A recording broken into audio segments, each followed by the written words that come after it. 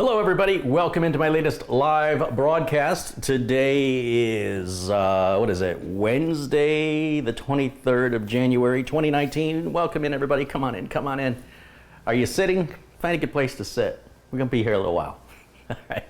We're gonna pick up where we left off on this build right here, which is the Asus Prime Z370-A with the Mugen 5 cooler, the Corsair RAM, and where we left is we've got the motherboard prepped and installed, the case has been prepped and installed, and we just have the wiring to do, a graphics card, and then our first power on self-test awaits us. So welcome in, welcome in. We'll give everybody a few minutes to arrive as the notifications go out to their emails and they have time to respond to that and jump in. I'll wait for you. It's all good. In the meantime, how are you guys doing? How's everybody today? Hello too. Let's give a few shouts out here. Let me grab my my mousy mouse so I can clicky click. Hello to Jesse Kirk and Mark Baggett, Alesh Tapej. We've got David Grishko, Joseph Neely, Willie R6, Raven, Ben C, Strandberg, Tomas, Steve M, Russell Franzen, Nigel Barrett, Michael Collis, William Sills, John Peck, Steve M, I think I said already, Jeff Lockman, Eddie Casanova, Tommy Ellis, Robert Doggy, Philip Musto, Old Sparky, Jose and Veronica Lopez, Solo, John Rice, Donald Burton, Lance McKay, Larry Ball, Dave in Tucson, Scuba Music, Jiri Lockman, Artur Rasanen, BDT Trance, Big Pappy 757, Chris Tech Channel, Ben DeCure, Peter Brooks, Paul, Eddie, Merle, Essex. Thank you guys for joining. Welcome in everybody. L is in the chat room. Hey, if you have any problems, you go to L. All right, Philip Drake, welcome in. Yes, L, L is a moderator, see? And if you have any problems, while I'm streaming, if you go to L, L is waiting for you. All right? So, welcome in everybody. And again, I'm just kind of stalling. We only got about 150 people watching, so we're waiting for that to bump up. Joel Titmus joins us. David McGurran joins us. Strandberg Tomas kicks us off with a $50 contribution in Swedish krona. Thank you so much, Strandberg. And let's see, Jacob Alvarez, Steve Butler, Larry Fick, Ralph Weishar. Welcome in, guys. Philip Drake. Yeah, come in. Just gonna, waiting for those numbers to go up before I get started. So yeah, so as I mentioned, we've already got the motherboard prepped. CPU and heatsink installed, RAM installed, M.2 drive is installed, power supply is installed, and optical drive is installed. So now what I have to do is the power cables and data cables, as well as the front port umbilicals, and then we can do our power on self-test, install the graphics card, install the operating system, do those updates, update the BIOS if necessary, just like that, easy peasy. Super simple, anybody can do it, and I'm here to show you. Anybody can build a computer. It doesn't matter how old or how young, it doesn't matter your age, religion, gender, none of that matters. It's all right up in here, so it's up to you. It's really up to you. And it's just, it's a reward upon itself that only you can recognize if you experience it. And it's your choice if you wish to experience it, but I'm here to show you just how easy it is, how much money you can save by doing it, and how you'll get the best computer you could ever have, better than anything you can buy at the store that's already built. And if you don't believe me, just ask anybody in the chat room here who has built a computer from following my tutorials. Ask any of them at any time and see what they tell you. Ask them if they'll do it again. Darka1912011 has contributed £5. He says, have a Coke on me. Where's my Coke? Yes. Cheers, Darka. Thank you for your contribution and support of the channel.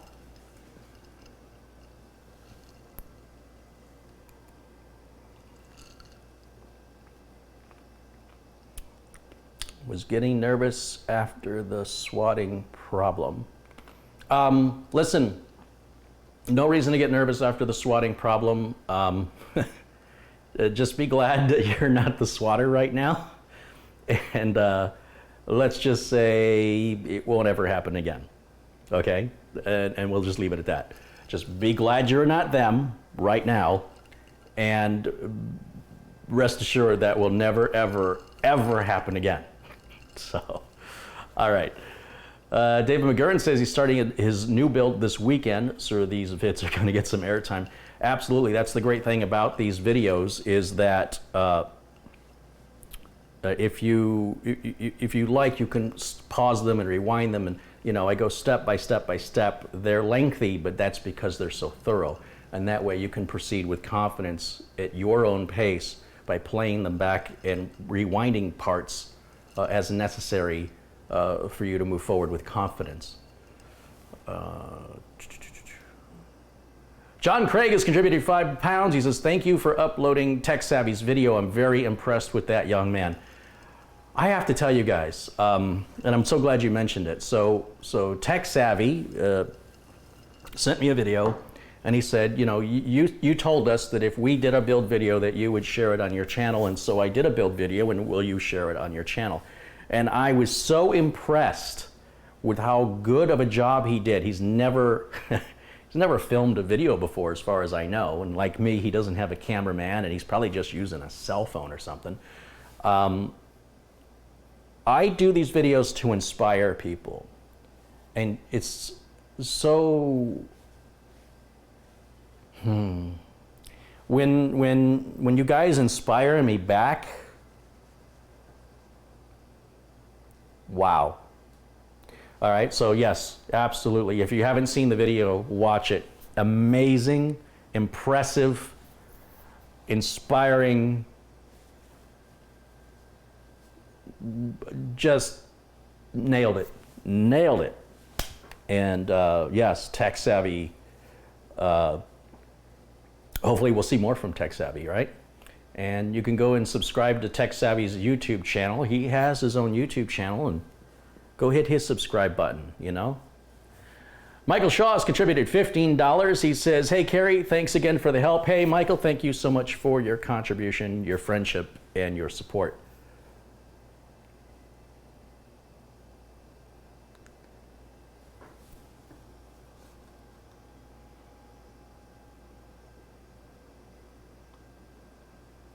Just looking through some comments to see if I missed anything.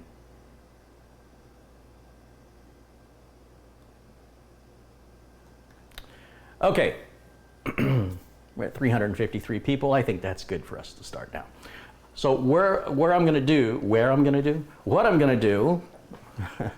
know where I'm gonna do it, is continue with the build with cabling. We don't do any cable management until long after everything is done and we know everything works, the operating system's installed, and everything works perfectly. Then and only then do we worry about making it look pretty. So I'm going to start by hooking up the power cables, and this is going to be difficult to shoot by myself. It helps to have a cameraman here to grab the camera. That's my hand, I'm holding a camera. Imagine there's a camera and it's zooming into those dark and tiny places. But for the most part, it should be pretty clear what I'm doing, and if not, I have other videos in the past where these close-ups exist, and it doesn't matter if you're watching a 5-year-old video, they're still the same cables. We're still using all the same cables, and they pretty much go in the same places. So, you know, if you need that extra detail, it does exist in the edited build videos that I've done a few years ago, and are still 100% accurate today. So I'm going to start by grabbing the power cable here, which is in this tangle. And I like to take this opportunity to untangle all of my cables so that I don't have to unplug them and do it later. It just saves me a little bit of spending a little time now instead of a lot more time later. Excuse me. So this very large connector, there's no other connector like it on the power supply. And it's going to plug in only one place, and that's this very large connector on the motherboard. Now I can plug it directly in there, nothing wrong with that, but if we want to make it more visually appealing, I can run it through this hole, and different cases don't, you know, some cases allow for cable management, some cases don't. But this is aesthetics only. It has nothing to do with reliability or performance. And so I'm going to run that back up to the hole nearest to that connector right there, which I'm hoping you can see. And then I'm going to pull that through. And there's a little additional 4-pin connector here. And the reason the power supply manufacturers separate this little 4-pin connector away is for compatibility with motherboards from 15 or 20 years ago. So I don't know why they still do it now. That backwards compatibility should have long been abandoned. And it just makes this a little more difficult than it needs to be, because you will have to sort of hold this together as one large connector while plugging it in at the same time. It takes a little practice, but it's relatively simple once you, it's like riding a bicycle, you know, once you get the feel for it, you don't even think about it, you just do it. Some power supplies are easier to do this with than others, and this is a pretty standard method of how they're doing it here with EVGA. Many manufacturers do it this way. And I'm just going to line that up with the clip facing the outside edge of the motherboard. And I'm going to plug that in. I'm going to plug that in. I'm going to try to plug that in by simply aligning the plug with the socket. Again, it can only go on in one direction. And the tricky part again is this additional 4-pin power connector, which, my goodness, that should have been standard by now. But I guess the good news is if you're still running a 386 or a 486 or an old Pentium 4 or something, I guess you can still find a power supply. All right. So I give it a light tug. That's how I can tell if it's locked into the socket. And then we have another power connector that's got to go way up into this corner right here. And that is going to be labeled, as we look at all these cables coming off of the power supply, that is going to be labeled, typically it says CPU on it. And this one does, it says CPU. It again is split into two 4-pin plugs. Some motherboards only need a 4-pin plug to the power, the CPU. It depends on the CPU, it depends on the motherboard. And others require 8, and still others can require 12. So what I'm gonna do is I'm gonna hold those two together. Once again, I wish there was an interlocking mechanism that kept them held together for me. Hint, hint, nudge, nudge, EVGA and other power supply manufacturers. And I don't want to run this across the front of the board like this, because first of all, it's ugly. Second of all, it could sort of get entangled into the fan or any fan, which would not be ideal. So I'm going to go back out through this wire management hole here, and I'm going to bring, well, let's see, how does that look? See, I don't even like the way that looks. So I'm going to fix that right now, because I'm thinking of my cable management later. Let's try that instead. There it is. And then way up here in the top right corner, there's a hole. Now, not all cases have this hole. The case I'm running with here, or using, is a Corsair Carbide Series 200R. As far as I know, all the Corsair cases do have the hole up here in the corner. This is a tight fit, but it will fit. We can just go right in there. And then bring it around. And just, again, difficult to film this part of the build, because even being here and doing it, it's hard for me to see, and I'm right here. But again, I do have other videos. In fact, the interactive build video with me and my good friend Mitch Morrison will cover this in the best detail I've ever done before. And hopefully we'll get that done before I die. Okay, so let's see. So on this board, once again, the clips on these connectors are going to face the outside edge of the board. Now, that's not always the case with all motherboards, so you have to pay attention to where that little ridge is on the connector, so that when you put the plug in the proper orientation. Now, this should only go in one direction, but if you force something, you could force, theoretically, you could force it in upside down. So everything should go you know, it should fit like a glove. It should fit like Legos. If you're struggling with it, you're probably doing it wrong. Never ever force something. If in fact, if you feel the need to start using force or throwing the thing out the window, take a break. You know, go watch some TV for a little while. It's the most patient thing in the world. It will wait for you, and then come back to it when you're fresh, and you'll probably just plug it right on with no drama. I'm sort of struggling with this right now because this big heatsink is in the way right now, and so I mean I even have small hands, and it's hard for me to get in there. So what I'm going to do is just temporarily I'm going to lay this case flat just to make my life a little easier. I would normally do all of what I'm showing you with the case laying flat, but it wouldn't really do you much good if I did that. So for the most part, I'm working harder than I need to so that you have an idea of what I'm doing.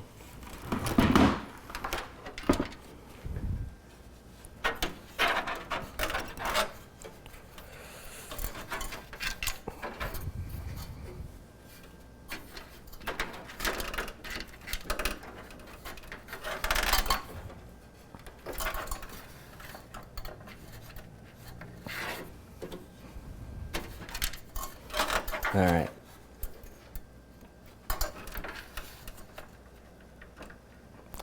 Let us see. It is. I have a couple choices now. I can remove the heatsink to get that plug on there if I want to. It's just 2 screws. It's very easy to take this off. But I'm a bit stubborn, and I've done it this way. This is always the way I do it, and I'm always able to get it on. It just takes me a couple minutes to get the right angle. And you can see I'm not even looking at it. I can look at you and do it because I'm using my other senses other than my eyes. Let the force flow through you. But I'm using my fingers to feel where the edges of the connector and plug are and making sure that it's straight, and it should just, once it's aligned, it should just sort of fall right in. And I am using the word should a lot because what it should do and what it does do sometimes can be 2 different things. Let me grab a flashlight.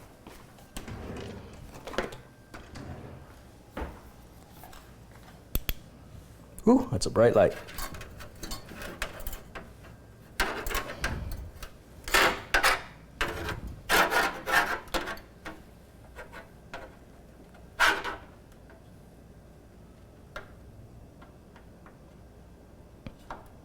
In retrospect, I probably should have plugged these cables on before I installed the heatsink, but because I installed the heatsink with the motherboard outside of the case, I would have had to have changed the order of events. There's no particular right or wrong order to how you put your computer together. Mine is just one way that you can use as a guide. And, you know, everybody's different. Don't be a robot. Experience human judgment. Okay.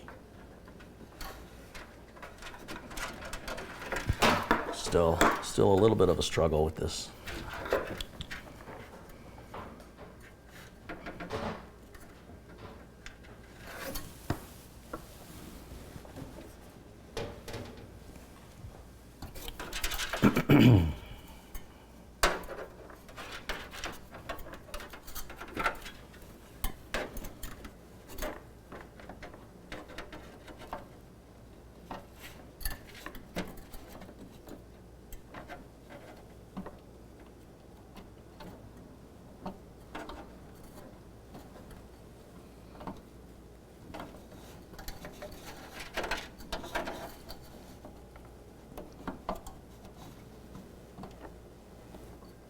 Okay.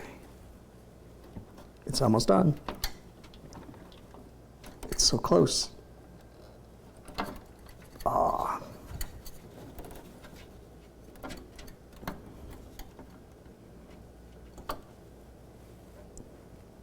Patience and perseverance always win.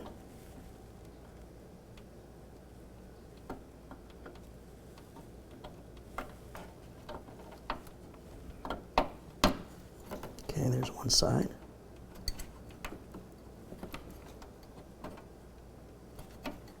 Just got to get the other side.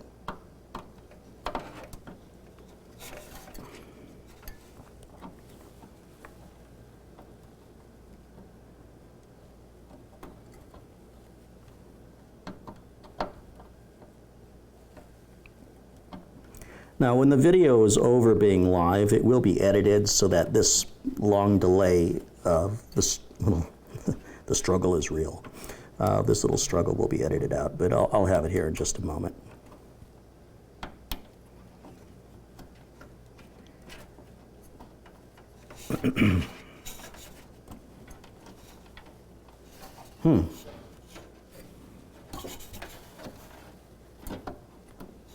Come on. Okay. So what's starting to happen is I'm starting to cut my hand against the side of the heatsink, and since I'm not a masochist, I'm going to go ahead and pull that heatsink off of there. I don't want to, but you know what? I'm going to just try one more time. I really don't want to pull that heatsink off. I like the bond that I have between the thermal compound and the internal heat spreader on the CPU, and I don't want to disrupt that bond. It probably won't really matter, but I still don't want to do it.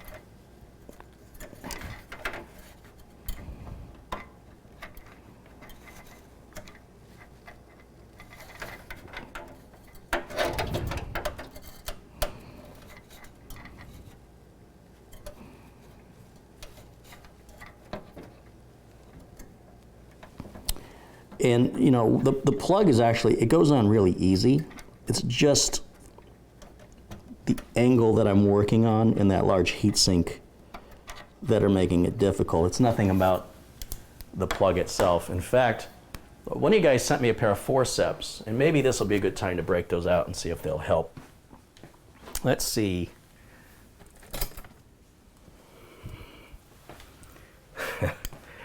Biggest forceps I've ever seen in my life. All right, here we go.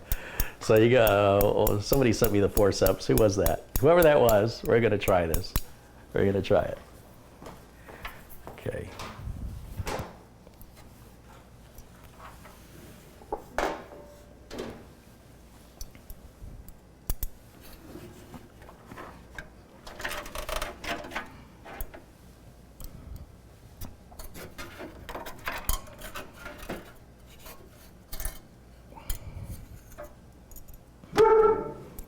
What's up, Jimmy?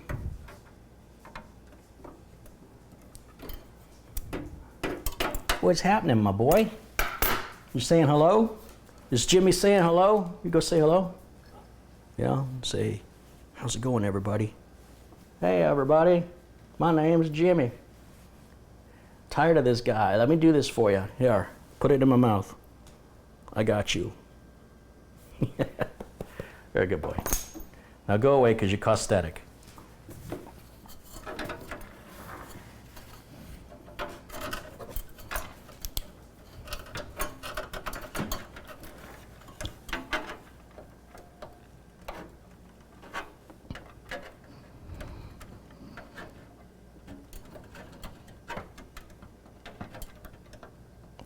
Okay, heatsink's coming up. I get so close, and then it just kind of pops off, so it just keeps doing it over and over again. So using the screwdriver that was included with the CPU heatsink, I'm going to go ahead and just temporarily remove it. And I just want to be real careful not to disrupt the thermal compound too much. I got to remove the fan to get to the other screw below it. And again, that's just on these little hangers, so it's pretty easy to take off.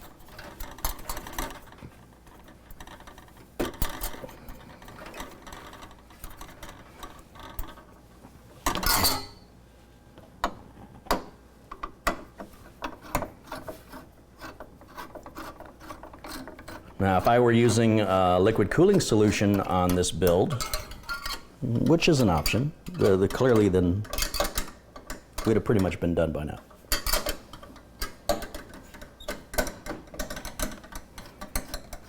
But this is why it's important that you, when you're picking a third-party cooler, if you're not going to use a stock cooler, that instead of just paying attention to how well it cools, you should also note if it is difficult or easy to install. So I'm just going to hold that heatsink up with one hand. Now I should be able to plug the CPU connector on, easy peasy, lemon squeezy. There we go. There we go.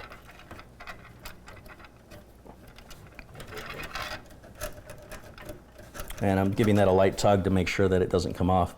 And I'm just directly placing the heatsink right back over the CPU again.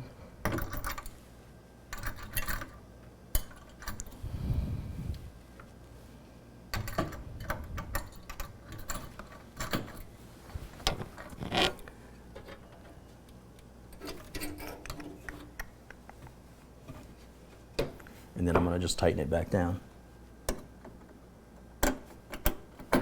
So like I say, there are some other third-party coolers. In fact, I would say most third-party coolers are far more difficult to get installed.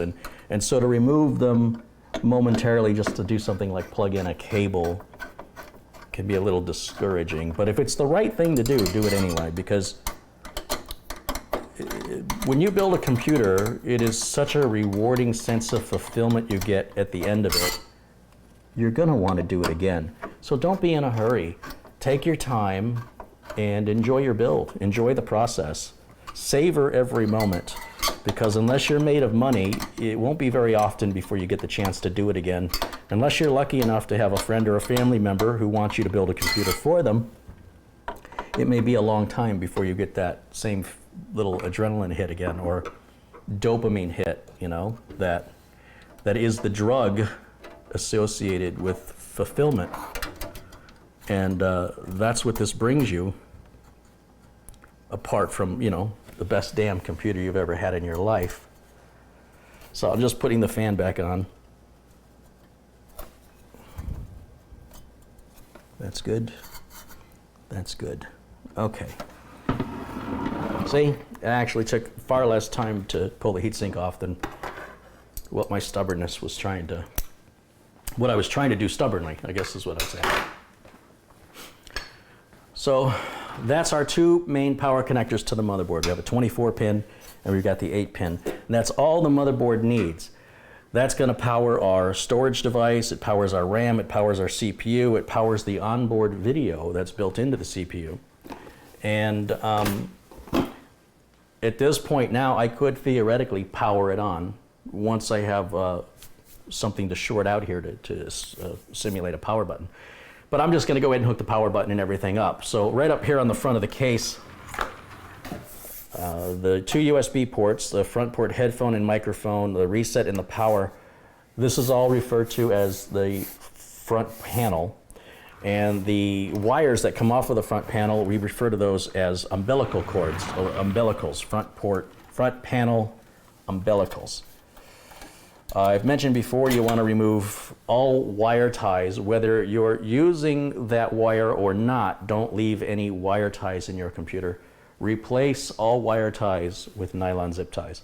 These are conductive. They do get brittle over time and break and can fall into your machine and short something out and cause it to release the smoke. Remember, computers run on smoke. So if you let the smoke out, they don't work anymore. All right.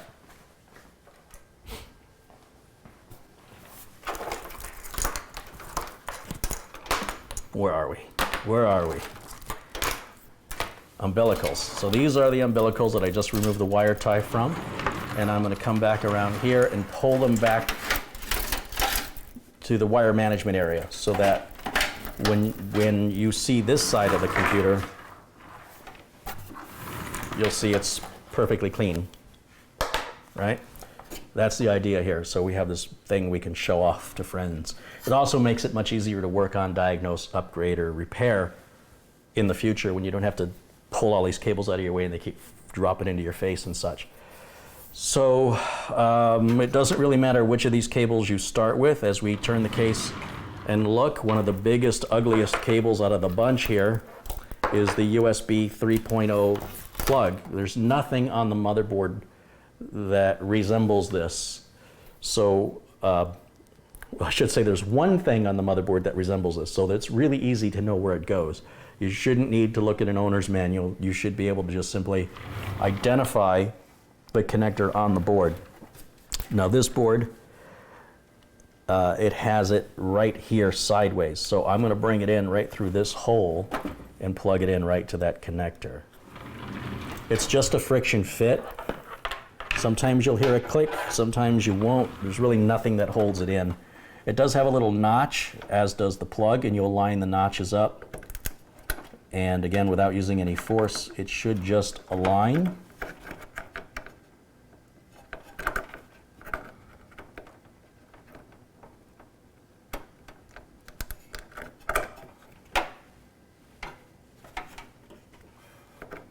It should just align. Sometimes the cabling is so stiff that it doesn't want to cooperate. But there it is, it's aligned now, and then I just push it, and you may hear a click. Let's see. Well, that's here. That's it.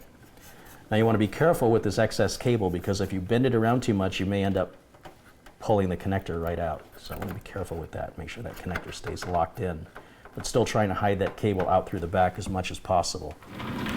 Coming around again, we have another weird looking cable here, and on the end of it, it says HD audio. Now this has got to go all the way back to the corner, bottom corner. And in some cases, we'll have a cutout for it, if you're lucky. This case does not, but our power supply is short enough that we can kind of sneak into that hole right there. And then bring this cable up, and on this motherboard, it's always in this left quadrant right down here. It should be labeled as F audio. There is a pin missing on the connector, so it can only be installed one way. And there'll be a pin missing on the side of the motherboard. So you will just rotate and orient that plug right correctly so that the missing pin aligns with the plugged hole, and that ensures that it only gets plugged in one direction. It is dark in there and difficult to see, so it's easy to accidentally only hit one row of pins. So just take your time, and what you're going to do is you're going to wiggle and push, wiggle and push, wiggle and push, wiggle and push, until you feel it bottom out against the back of the board. And again, there's no clip, there's nothing that holds that in place. It's just pushed on. And so anything that pushes on or pushes off, you don't want to pull on the cables. You want to grab the connector itself, or you can rip the cables right out. So be aware of that. And then all we have left now, I mean, we're basically we're this close to being done with the wiring. That's how easy this is. We've got 4 cables here. One's going to be the power switch, the reset switch, the hard drive LED, and the power LED. That's it. 4 little things. And they're going to go right down through this wiring hole, right down through here. We're going to come up and this lower quadrant of the board, and this is on every board, in the bottom right corner, you're going to have a front panel header. Where these pins stick out, those are called headers. And so what I want to do is follow the documentation as to which set of pins go to which plug. Now, it's pretty industry standard, if you've been doing this as long as I've been doing it, that you don't have to read the manual if you're using the parts that I'm using, or parts that follow the industry standard. And that is that the hard drive LED goes on the bottom set of pins with the positive cable at the edge. Then the power LED goes directly above that with the power, with a positive cable. The power LED is split with positive and negative.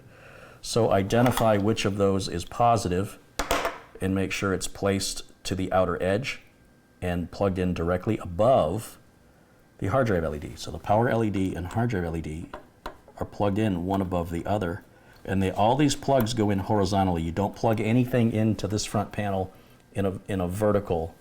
It's always plugged in horizontal, not vertical. Okay.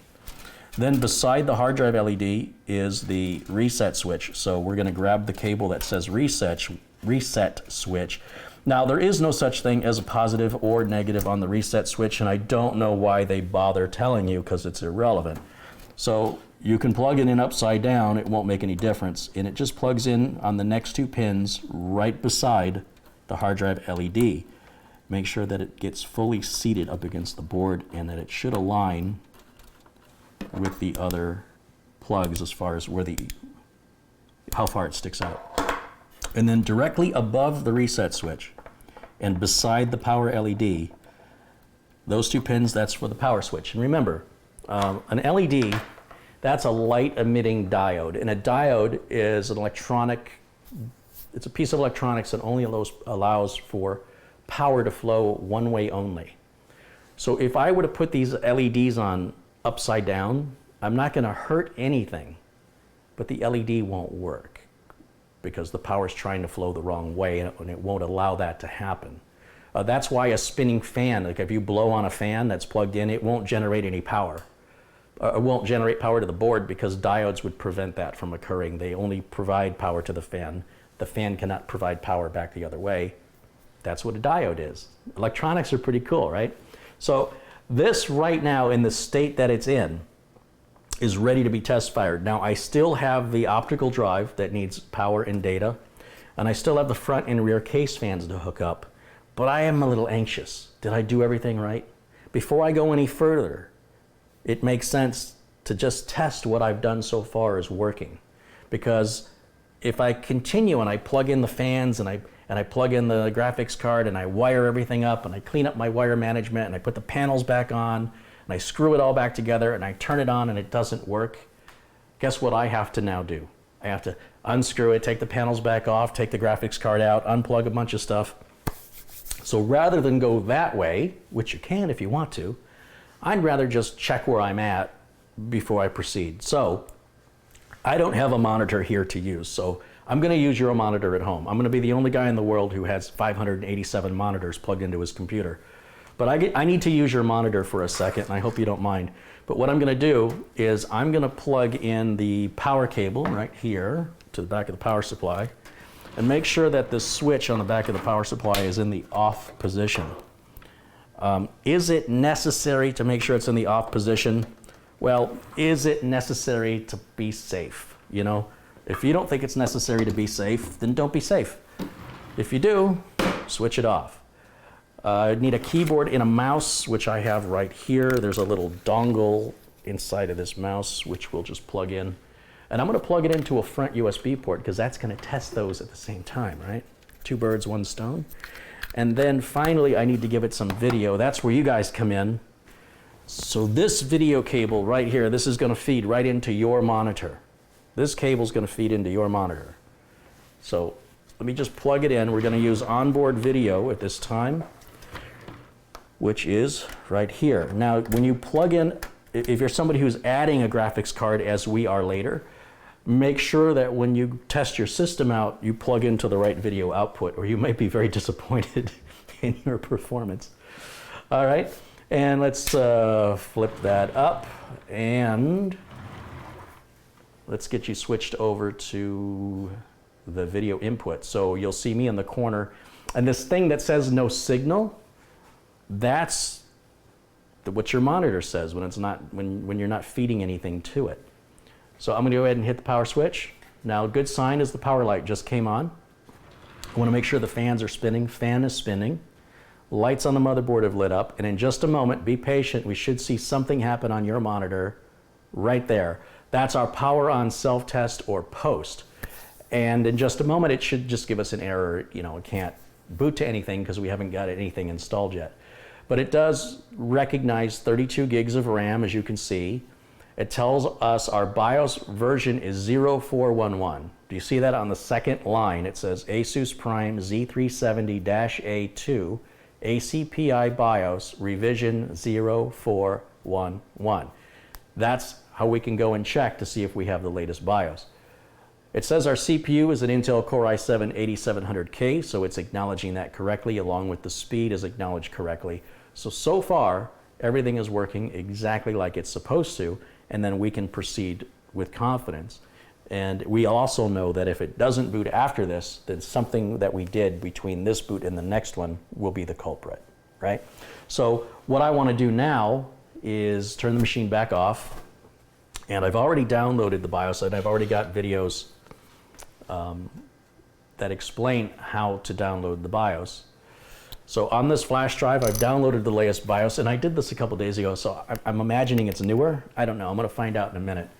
I'm just going to plug this in to any USB port in the back, and I want to turn the machine back on, and this time I'm going to push END, end, on my keyboard. This is a weird keyboard because it's little. And I'm just going to keep hitting end, and it should, come on. Well, this is Asus, not Gigabyte, so maybe end doesn't, no. All right, maybe not end. Let's do this again.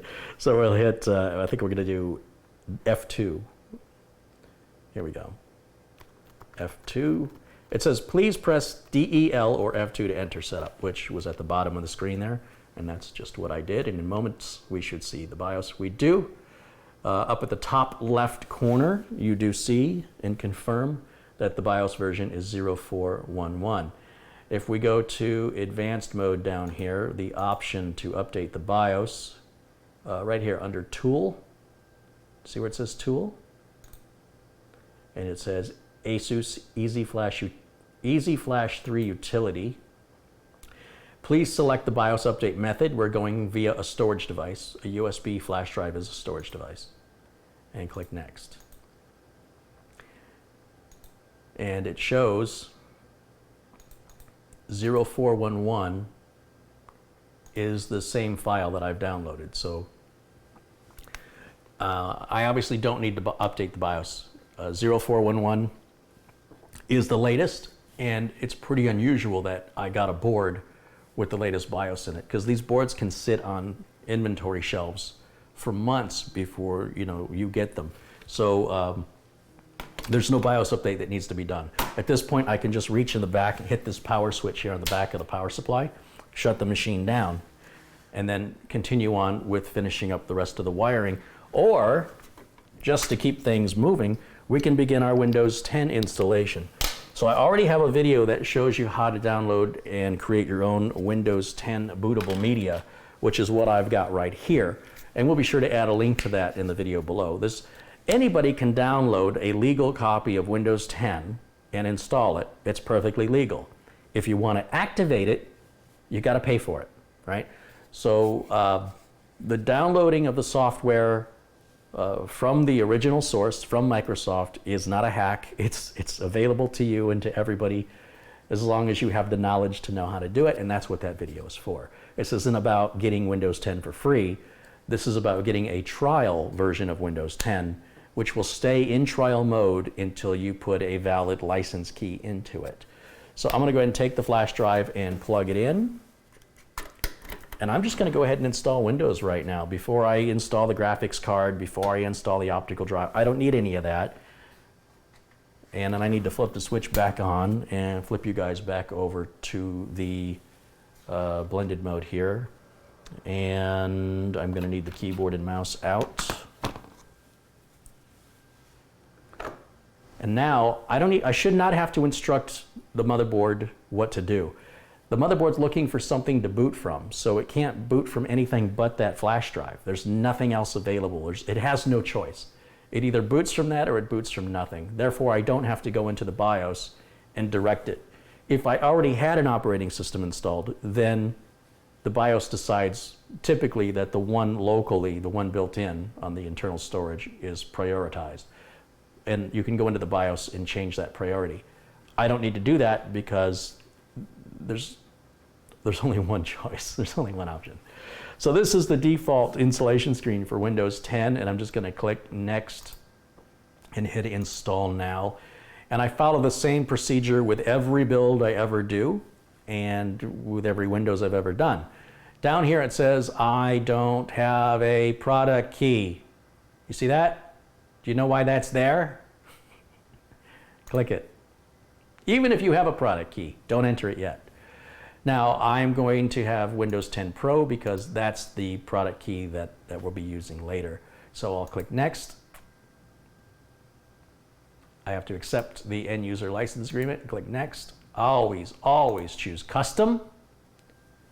It only sees one storage device, and that's because we only have one. That's that M.2 drive I installed, that 1 terabyte Intel 660 QLC NVMe SSD. Did you get all that? And I'm just going to click Next.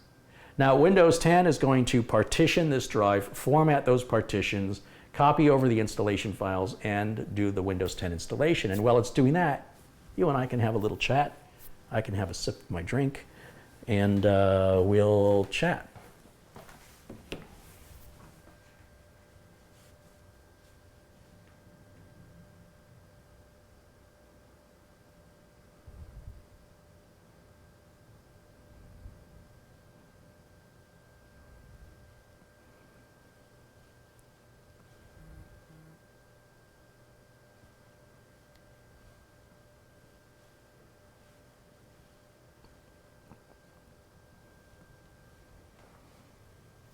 Okay. If anybody has any questions at this time, I'd be happy to do my best to provide you an answer. This thing, by the way, it's dead quiet. I don't hear a peep. I don't hear the CPU fan. I don't hear the power supply fan or the CPU fan, and everything is just, now even though when I hook these other two fans up, it'll still be silent. I mean, this thing is absolutely dead silent. So we'll just give it a minute and go forward from there. Let's see. Who is joining us here? Let's see if I missed any questions. Jordan said, someone told me it will lock you out if you don't activate it. Someone told me that I was 12 feet tall and weighed 700 pounds. Probably shouldn't believe everything people tell you.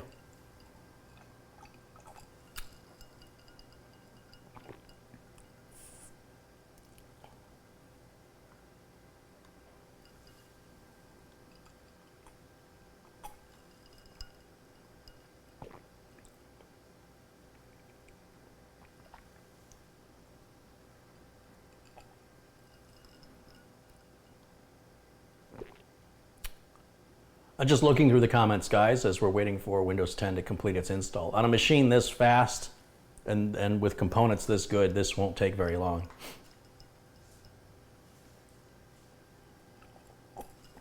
Seth says that the next Windows update, they'll be creating a 7 gig partition. Yeah, you're going to need 8 gigs free, and that shouldn't be a problem anymore. Storage is cheap now, and there's no reason for that to be a concern. I mean, if you don't need an 8 gig operating system, then you probably could go back to DOS. I mean, if that's all you need. But if you want to stay up with the rest of us, then it's reasonable. Let's see.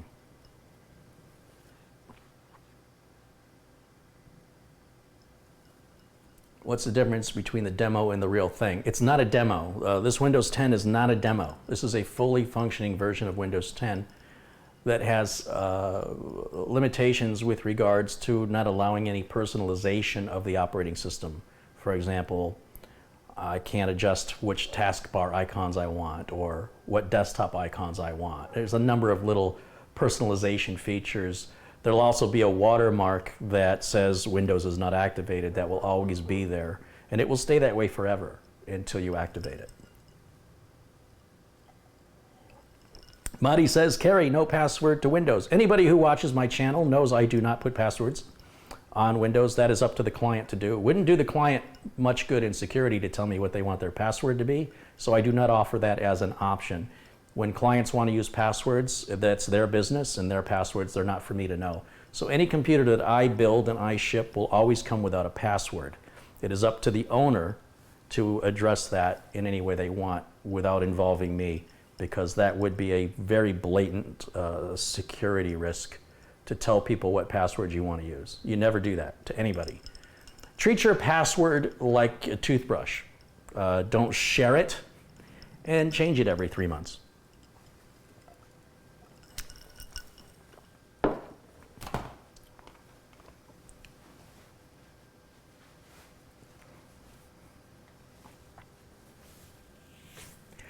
Let's see what else we got in here in the chat room.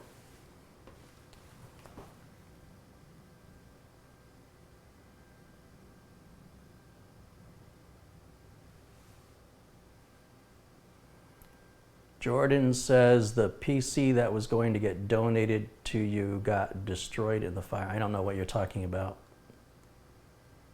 I'm not aware of anybody donating a PC to me. I don't know what that's all about. Is it possible to spray paint a motherboard without shorting it out? I guess that depends on the type of paint that you're using, but you would create a potential thermal issue as you add a... So paint is going to act as a coat. You heard of a coat of paint? And when you go outside when it's cold, you put on a coat. Shorting things out would be the least of my concern.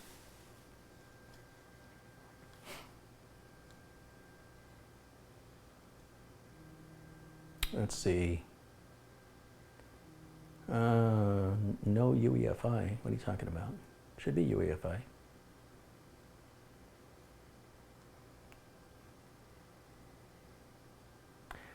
How's the new router working out?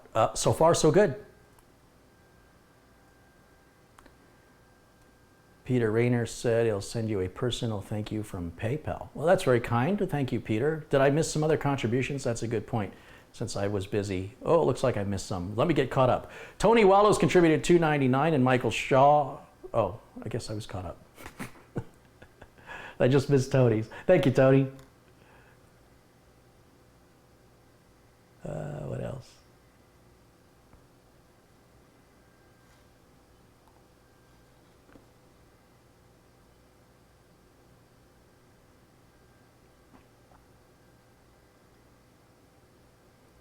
Do you mean the space on the hard disk or the RAM?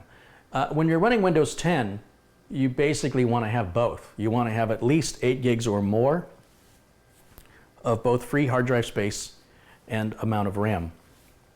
8 gigs of RAM to me is a minimum. Windows 10 can run, well, Windows 10 can work with less than 8 gigs of RAM, but it won't run. It'll crawl. If you want the operating system to run, 8 gigs of RAM is recommended minimum from my standpoint. 16 gigs ideal, and anything above 16 gigs only if you have special needs that would take advantage of that, because otherwise you reach a point of diminishing returns and RAM is pretty expensive. So here we get to the point where it wants regional information, so we're in the United States and I click yes on that. And it's going to ask what keyboard layout, and it's going to be the US keyboard layout, and I don't want any other additional optional keyboard layouts, so I hit skip on that. I'm not going to connect at the internet at this time. Watch for the fine print. It's always in the bottom. It says skip for now. And then I don't want to connect now. I'm going to say no. And it wants a username. So I don't know what Madi wants as a username. We could use Madi or user. I'm just going to wait a minute for Madi to tell me what username he would like. He should respond here in the chat momentarily. And again, I'm not putting any password in. And he can always change this later, by the way. It's not like it's set for life, but it's just nice to do it right the first time. Frank Lauren has contributed to $5. Hey, Frank, thank you for your contribution and support of the channel. I see Frank is already a moderator. All those people with names in blue with the little wrench, those are all my friends. They're here to make sure that we keep trolls at bay.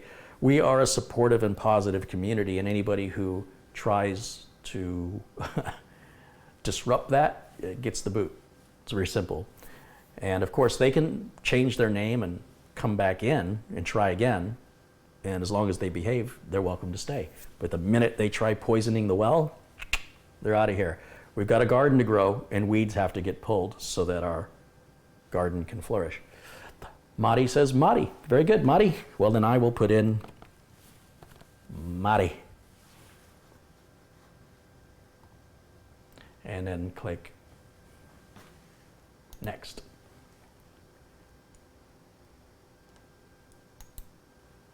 Password, I'm just going to click next. I'm going to decline Cortana. Again, Madi can change all this. And I'm going to say no on this screen as well. And then I turn off all this telemetry nonsense, which again can be individually turned on or off once the customer has it in their possession, but I default it all to privacy settings.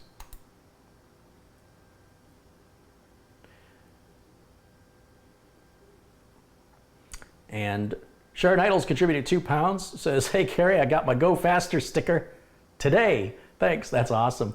We have some amazing Go Faster stickers. I gotta show you. Just take a moment here as Windows 10 wraps up. And while it's doing that, so one of my viewers, and by the way, you guys are amazing. One of my viewers, his name's Steve Boker. And Steve's in the signage business. And Steve said, I want to help support your channel. I'll make you some,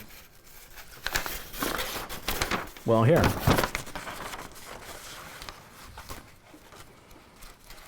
If we just do this. Let's go to the main camera. So Steve sent over a bunch of these case badge vinyl stickers with the new logo designed by my sister. And he writes right here, he says, thank you again for what you do. Sometimes therapy, most times a great education. Oh, thank you. You have a great way of slicing through the BS and making things simple for the average user, and I appreciate what you are attempting to do. 25 years ago, I made a decision to change careers and spend time with my kids, so I started a sign business, and all I had was an old Mac and a cutter.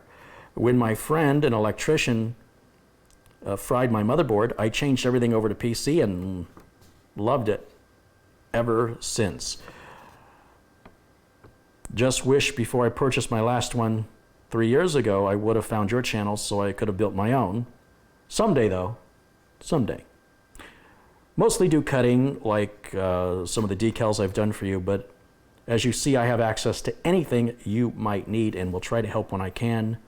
That's from Steve Bokar. How cool is that? Come on, guys.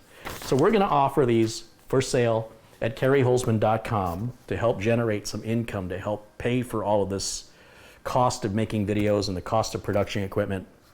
That will make it really cheap, super cheap. And they're just a vinyl case sticker.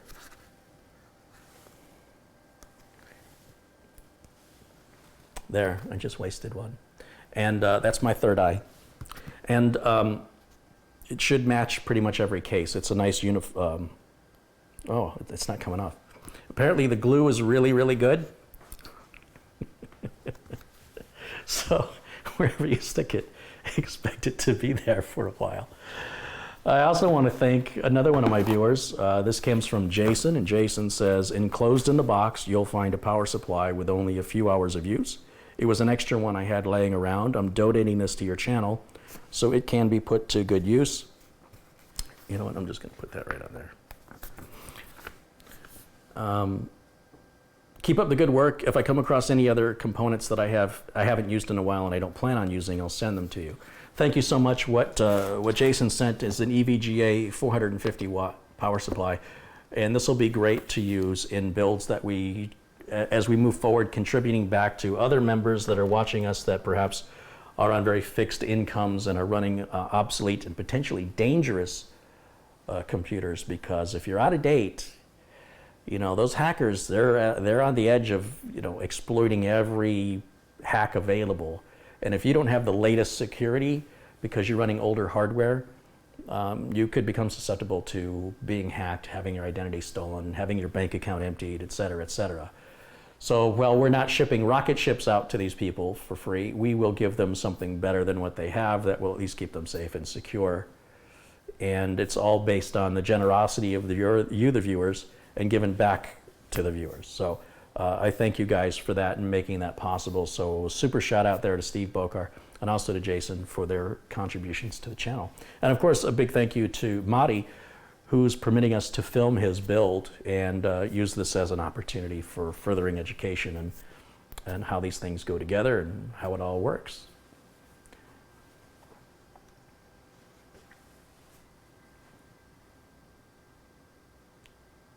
Steven says, the sign is made of vinyl, so it'll stay. Larry stuck it even after a shower. I don't doubt that is true. But did it make me go faster when I was wearing it?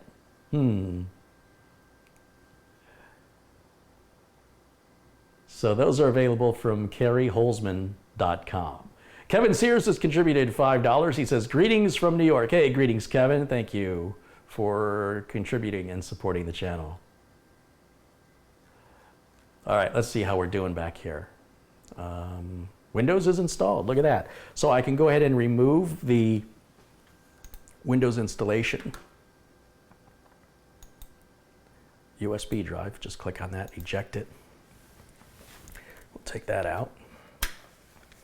Next thing I want to do is I want to update it with all the latest updates from Windows. And so I'm going to go back in my office and grab an Ethernet cable, which I have. Here it is. Look at how well organized I am. I knew exactly which pile to go to. Okay, so this is going to go, just a standard Ethernet cable here. And pluggy. And then we're going to go right back over here to the router. And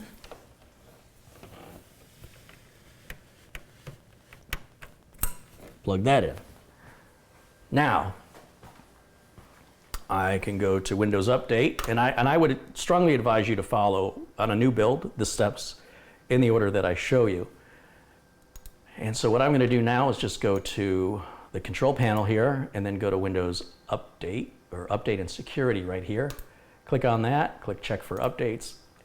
And then while it's doing that, you and I can continue to chat a little bit more. I know Madi's going to love this computer, and I'm sure he's super excited to get it. And I can't wait to finish it up and give it to him. And we are making some great progress today. Feels good when things get accomplished. You know, there's just a sensation. If all you do is sit on the couch and do nothing all day, I feel sorry for you because you're missing out on the best part of life. And the best part of life is feeling the sense of accomplishment and fulfillment.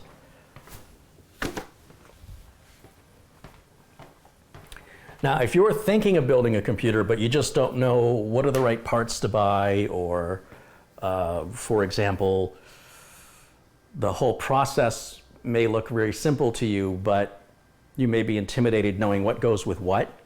Well, one of my viewers and a community member here, her name is Catherine Anna Hauserman.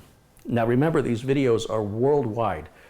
So people are watching, nothing prevents anybody with internet access anywhere on the planet Earth from watching my videos. They're all for free, and they're all here to help you if you want it. I can't make you want it, but if you want it, it's there. So Catherine is one of the community members who is on another side of the planet. Well, I guess she's not on the other side, but she's in a whole nother country. And she offers to put well thought out parts lists together of quality parts available in the country that you are in, so you have the right prices and availability of parts, for free. She'll do it for free because she likes it.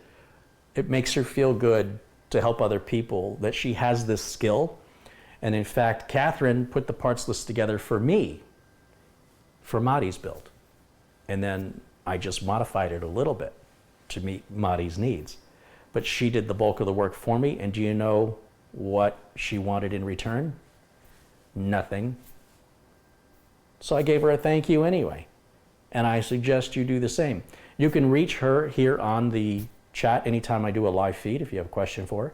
And you have to understand that it's not a matter of just one parts list fits all. It's not like that at all. Just like if you're looking for a car, I don't know what kind of car you're looking for. You're looking for a minivan, or are you looking for a sports car, or a hybrid, or electric? Or are you looking for four-wheel drive, or you're looking to tow something?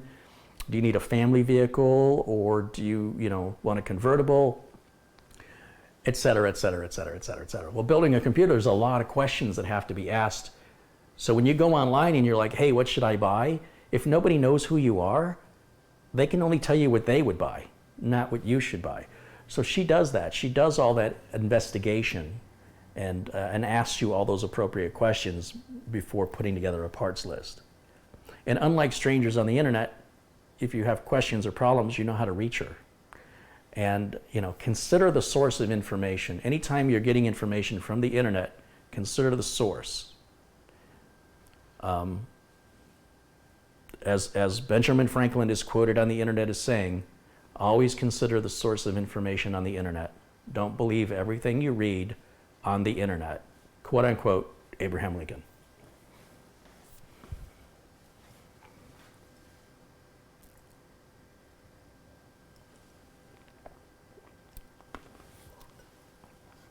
How are we doing? Going to hit retry. Retry is normal. Sometimes updates start happening automatically in the background, and if any updates were happening in the background and then I on top of that told it to do updates manually, then it could have been downloading and installing the same update at the same time and it hits an error. And that's what the retry button is for. It's nothing to panic about. Even if it says the update failed, it may have failed because it already updated it in the background without your awareness, and it can't update the same update twice. So it fails. And so failing isn't a bad thing. There's a lot of negative attitude at the word fail. But what is fail? First attempt in learning? Relax, it's fine. First attempt in learning. That's pretty good. I should write that down.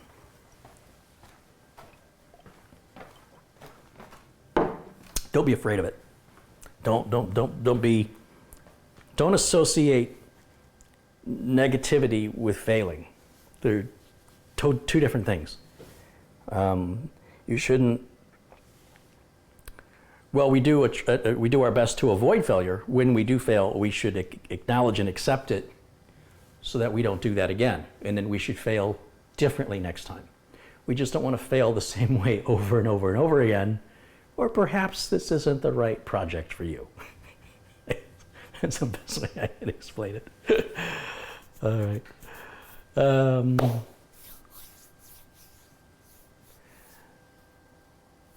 Very good. We'll just let that run. See what's happening with my phone.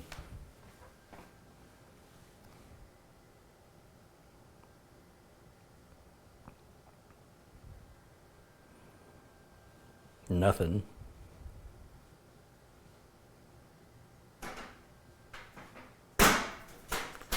And here comes Jimmy again. Hey, Jimmy. Come here, buddy.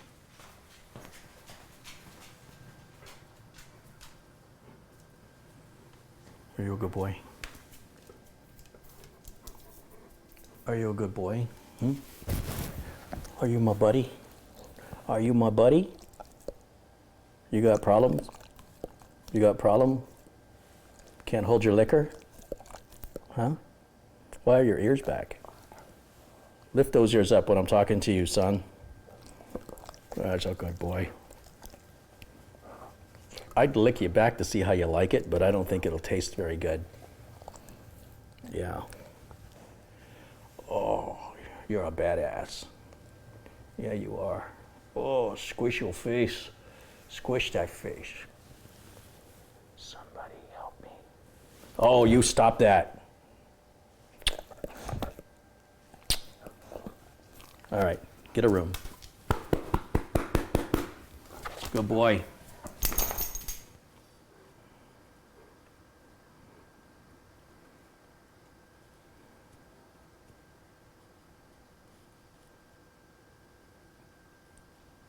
Okay. Where are we at? We're ready to restart. Now this restart may take a little bit longer because it's still going to apply the updates. So don't measure the boot time just yet. We'll do that in a moment. Rich says, shameless time with Jimmy. Boy, you see through me like Microsoft Windows.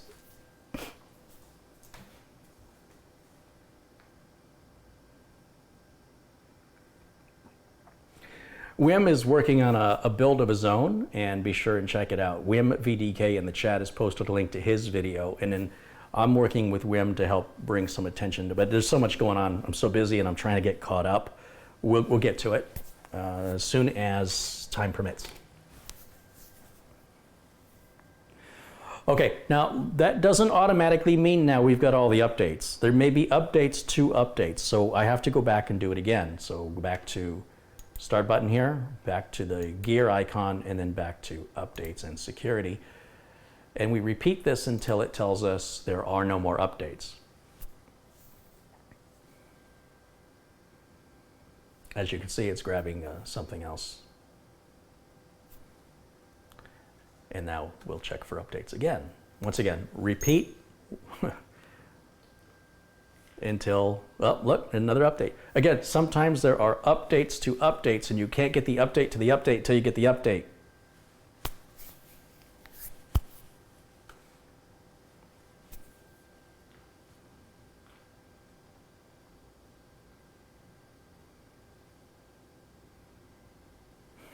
Wim says, my PC is always a project because it's never going to be finished. I'm always upgrading it or changing it.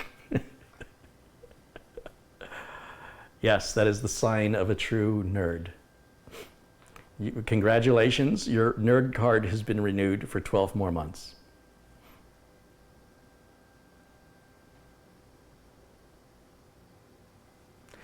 I see William McKinney joins us. Hi, William, and Stealth Mode. Lotto Win. Let's see what other friends are in the chat room that I haven't acknowledged. Don Walters joins us. Gabriel Granados. L. Pope says hello.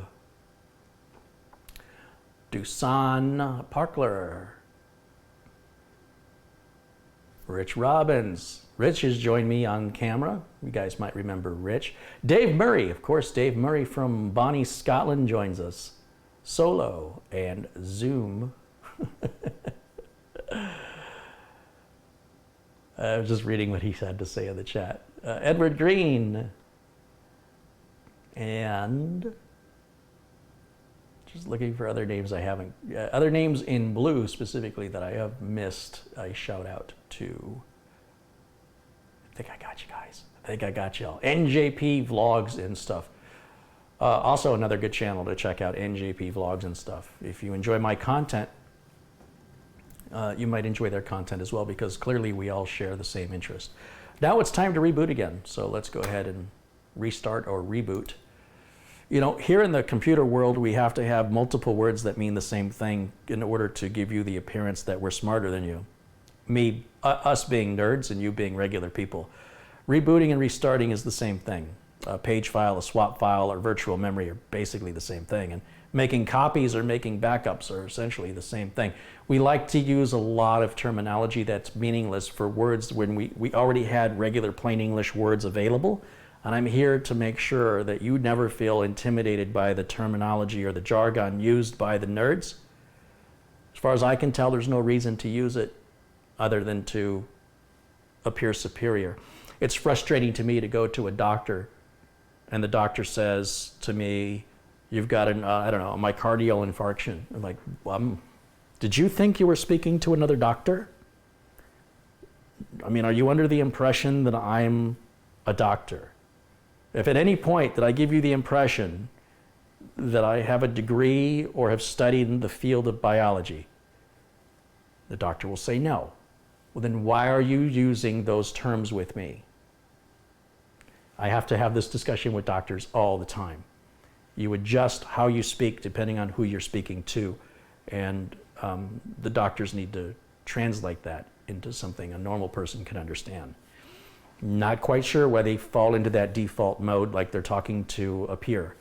So they have to be reminded. And you should ask your doctor if he says or she says something that is very technical, or just for whatever reason you don't understand it. It's your health and it's about you, and you make him explain it or get somebody else to explain it there at the doctor's office before you leave. You must understand it's your life, it's your responsibility that you understand what's happening, and that's their job.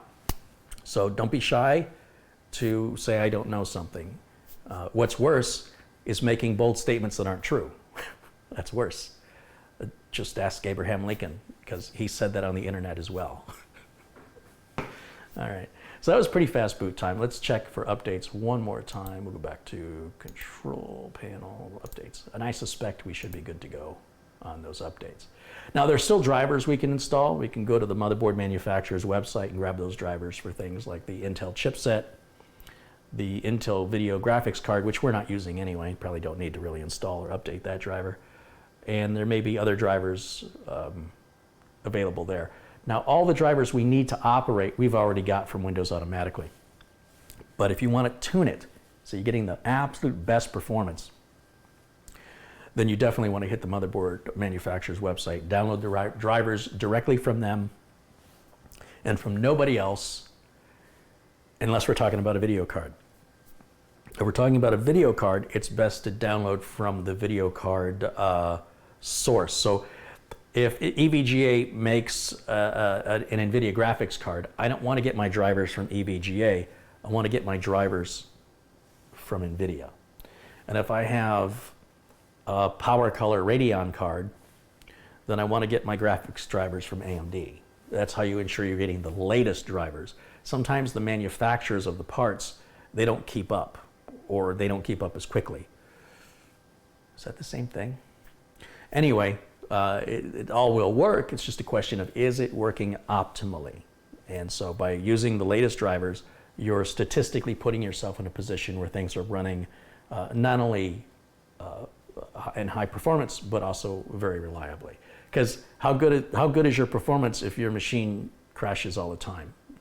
If you got a car that keeps stalling, it wouldn't be much of a race car. There won't be too many races you'll be winning, no matter how fast it goes, if it won't stay running. Yeah. Let's see, I got the words out. Sometimes I have to back up and try again. That's all right. All right, so what's next? I'm going to close this out, and I've got a flash drive with some utilities on it here. You see it's a flash drive, and you see it says utilities. And I'm going to plug that in right now.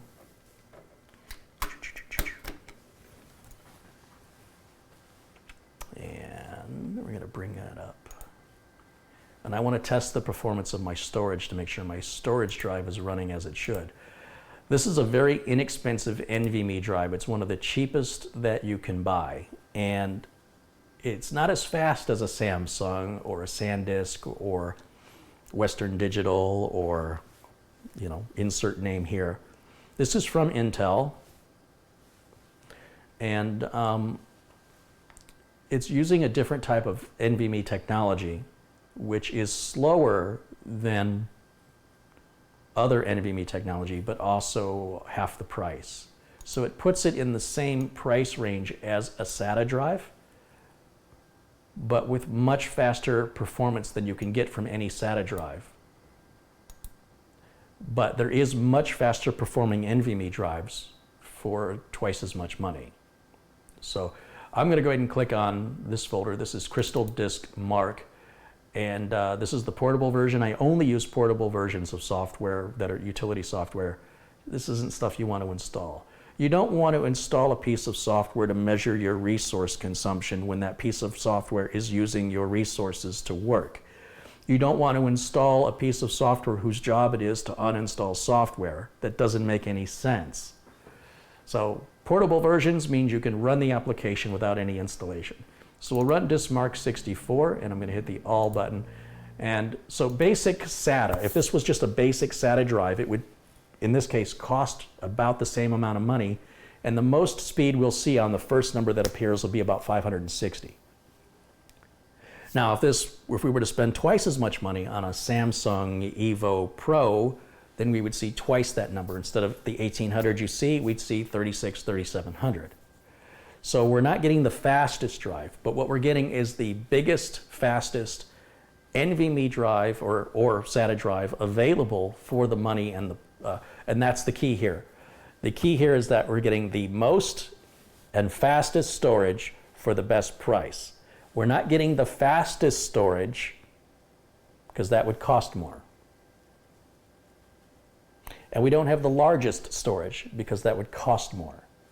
But we've got the largest and fastest for the price.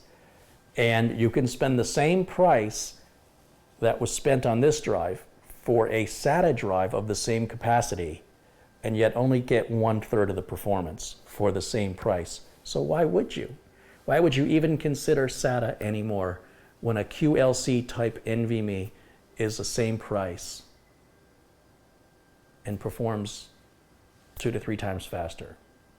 But if all you want is the best, well, you can open up the wallet and you can buy that Samsung 970 EVO, you know, and you know, money, it's all about money. So it depends where you want to be. If you want to be the best or you want the best bang for the buck.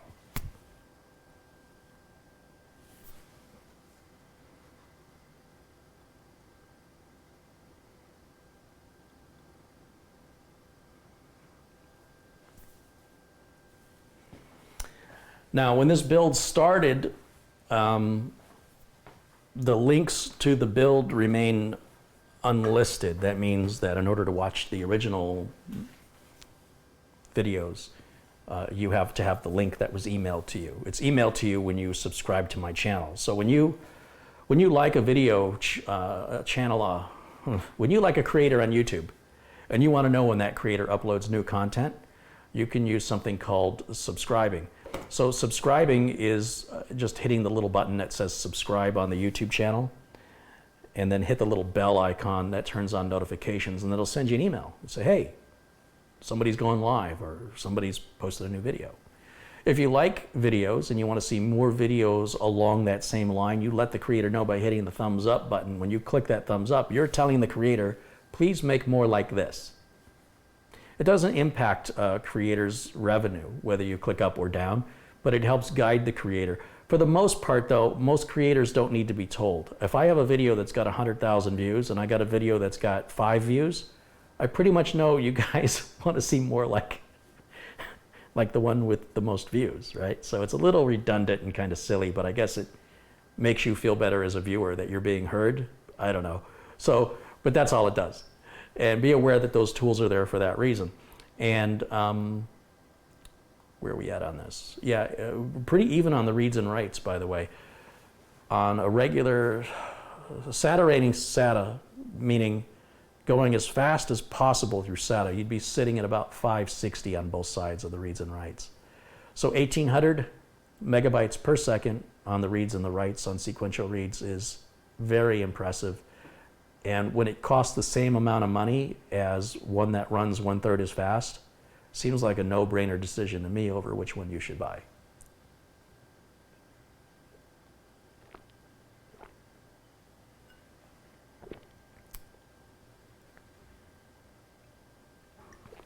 That's a good soda. First Coke of the day, man. It's the best one.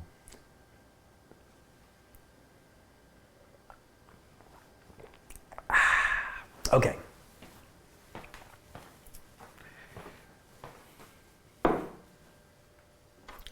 If you're ever upgrade, hold on, let me come around here. Let me talk to you for a minute.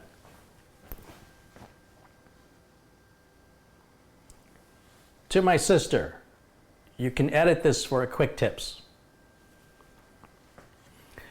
If you've ever upgraded your hard drive or solid state drive to a larger one, and now you're left over with the old one that works fine, what do you do with it? Well, you can go on Amazon, among many other places, and you can buy this SATA to USB cable. And all you have to do is take your old drive, or you could just buy a new drive too. I mean, they're so cheap if you just want to do this with a new drive, because it could be cheaper to do this than to buy one of these of the same capacity. This is about an $8 cable. Sometimes they're on sale for $4 or $5. And it's simply going to plug in just like this. Right? Did you get that? And now I have a flash drive. It's not as portable. That's all there is to it. This and this are the same thing. They just look a little different. This one's a lot more cost effective.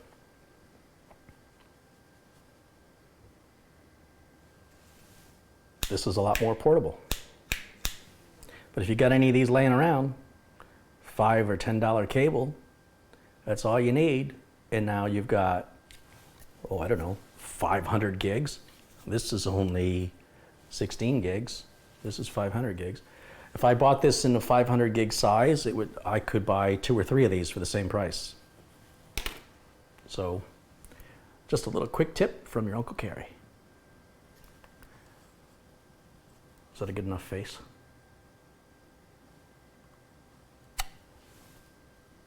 You guys, stuff's real technical, right? Super hard. Can you do that again? It went over my head.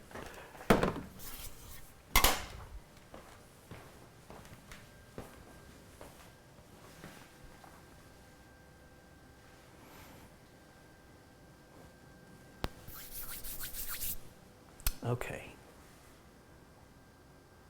Where are we on this? Okay, so that test is done. I'm good with that. So I'm going to go ahead and shut the machine down, all the way down, and we're just going to do a boot test to see how long it boots. Wow, that shut down fast. Holy smokes. Okay, get your stopwatches out. That's what this means. This is me. Do you know what, you guys, you young folks, do you know what a stopwatch is? Google it. All right, you ready? Just look at the clock. Let's see how long this takes to boot. Let's turn this so you can see. I'm going to hit the button right now.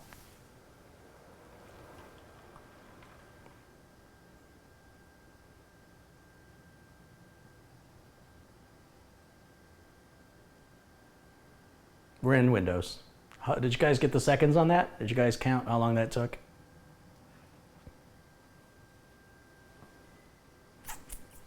"55 Sting Dude says, I look like Elvis there for a minute." Oh, well. Well, thank you. Well, thank you very much.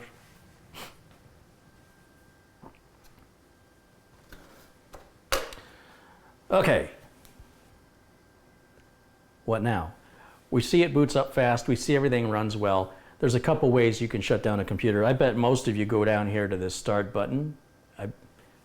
Linda, here's another quick tips for you. I bet most of you shut down your computer the same way, right? You go to your little start button down here and you click on that and you click this and then you choose if you want to shut down. Well, you don't have to go through all that effort. If you want to, on any desktop or laptop computer, if you simply reach over and hit the power button, it goes to the exact same thing. It actually will do the exact same thing. If your computer's ever not responding to you and you feel like it's frozen, you can simply hold the power button in for up to 10 seconds on any desktop or laptop computer, and it will shut off. And there's another quick tip from your Uncle Carey. All right. Wait, let me do this for Linda. And there's another quick tip from your Uncle Carey. All right, hopefully she'll do her post magic on that. So now, when I work back on the computer, I want to pull the power plug from it. Do I have to? No. But should I?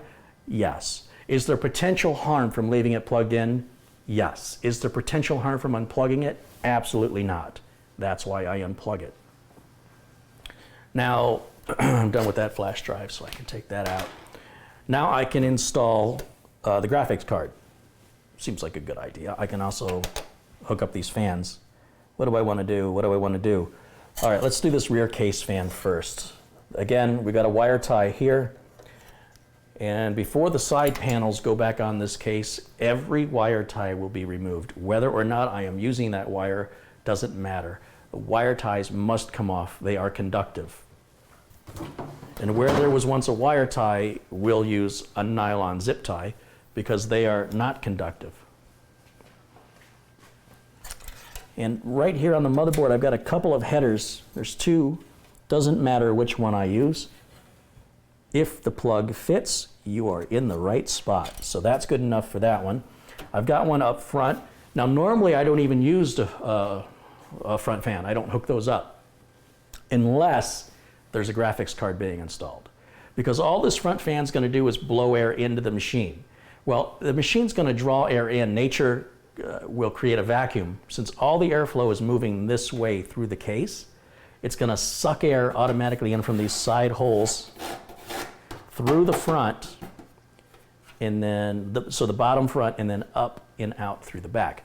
So if I had a stack of mechanical hard drives in other words, more than one, I would want to blow air over them to keep them cool.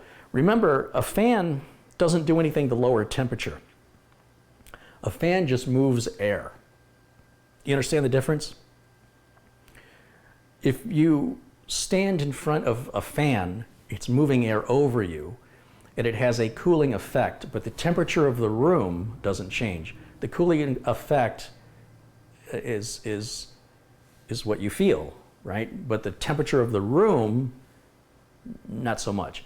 The temperature of the room can be reduced, you know, with misting systems and other things to sort of bring the air down, but just cycling the air doesn't really do anything to cool the room down. It just makes it feel cooler. So when you're putting in more fans, all you're doing is moving more air. And in Arizona, we have a lot of dust. And when you allow dust into the machine, it acts as an insulator from heat, right? It insulates. When you're cold, you put on a coat. You put on an insulator. You insulate yourself against the cold. So the more dust builds up in here, the hotter it runs. And hot's not good. Now, yes, there are filters. For example, on the bottom of this power supply, we have a filter here.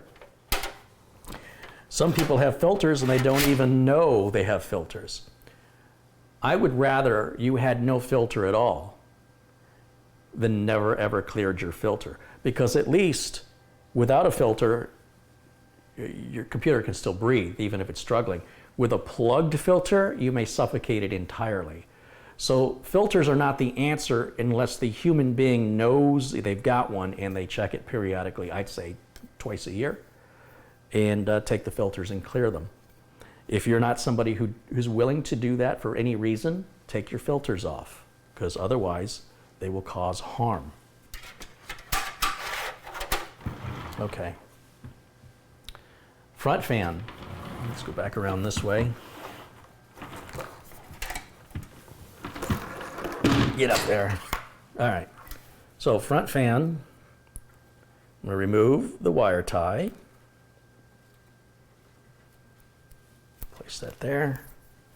Now there's going to be another fan header. Now depending on the motherboard, you may only get one or two fan headers. You go, but what if I have more than one or two fans? Then your motherboard manufacturer is telling you you don't need more than one or two fans. And the fact that you think you do doesn't make you right. The motherboard manufacturer knows how many fans you need. And if you think you know better than the motherboard manufacturer, then perhaps you should get your engineering degree and go design motherboards. Otherwise, you're letting the lack of education guide you to a resolution to a problem that doesn't exist. So do what you want. I'm not going to stop you. You know, if you want to put 8 million fans in that's your business. It's your money. It's your time. But it's completely and totally unnecessary. So here I've got the front case fan, and I'm looking for another fan header that's available on this board. I see one right down here, right next to where I plugged all these front port umbilicals. So I'm just going to grab that cable and run it right through that same wire management hole. And we're going to bring it up and plug it in right here. There. So now both fans are plugged in. I need to give power to my DVD drive. Well, it's Madi's DVD drive, but I'm just going to say, we're going to reach out through here with a power cable, bring it out. See, it's still really tangled up in here. Trying to figure out a way I can do this a little cleaner. Let's go.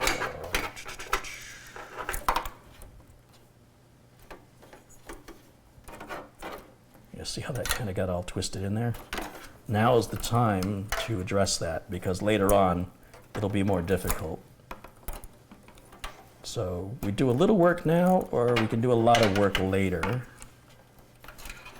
There we go. Let's keep all that separated.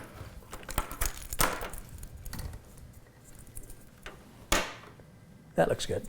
So now I can feed this cable out through, what do I want to do? Maybe through here, maybe? No.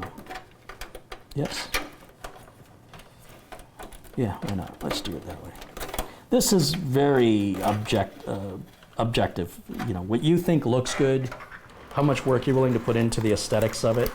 Some people are very particular about how their computer looks, and other people are more practical and only care about how their computer performs. Whether or not it's fast and reliable should be first and foremost on your mind, and Whether or not it's pretty, well, that should be secondary, but that's just my opinion. So I'm going to plug the SATA cable in, and that's done. And in the motherboard box, we've got the SATA data cables. So I've got two of them right here. And in this bag, you'll see that one of these cables has a different end. So they all have the same end, except for that one, which has a right angle to it. And I want that one with the right angle. And that right angle is going to go right here on the back, like so. And then I'm going to plug this into one of the 6 SATA ports that are available on this board. I don't know which port is which. It doesn't really matter.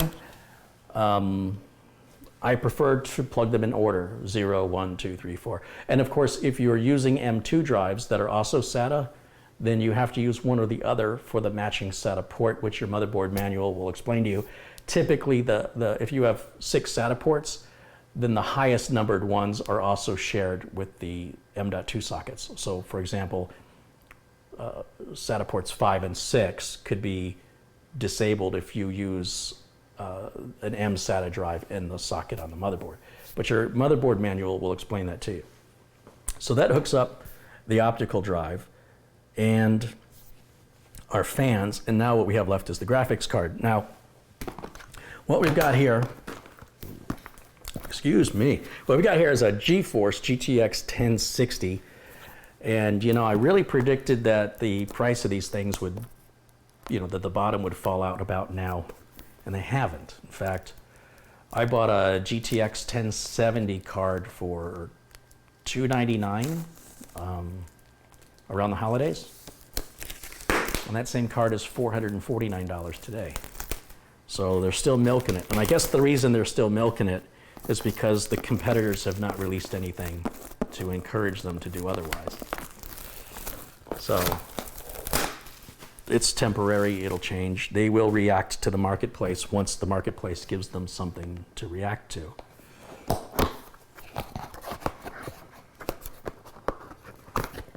Let's see what we got in here. I think this is a little power adapter cable if your power supply doesn't have the right cable. I think EVGA is doing people a massive disservice by including this. If you don't have the right kind of cables on your power supply for this video card, then you're not running the right power supply for this video card. So rather than use any power adapter cables, I suggest you just buy the right power supply. They're relatively inexpensive, you'll get a new warranty, and companies like EVGA make some world-class power supplies at bargain basement prices. There's just no reason to ever have to use those. And furthermore, they could reduce the cost of the card by not including it. That's it, the rest of the box is empty, so we can set that right over there. And we've got our poster. And look at here. If you put these stickers on your computer, you can see how much faster your computer's going to run.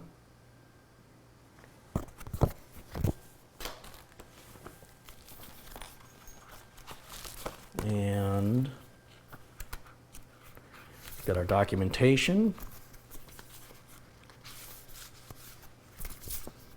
and driver disk, of which we won't use any of this. But that'll all go into the motherboard box to the customer. Now, in the box that was shrink wrapped, I pulled out this bubble wrap, which is wrapped around anti-static wrap, which was in a box that was wrapped in shrink wrap.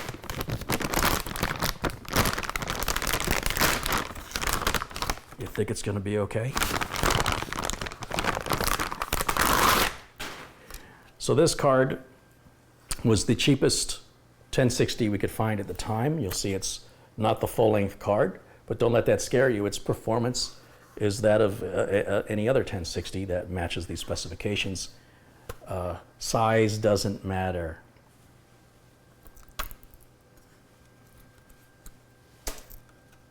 Okay, so we have to remove this plastic. You'll see written in red right there, It says, remove protective film before use.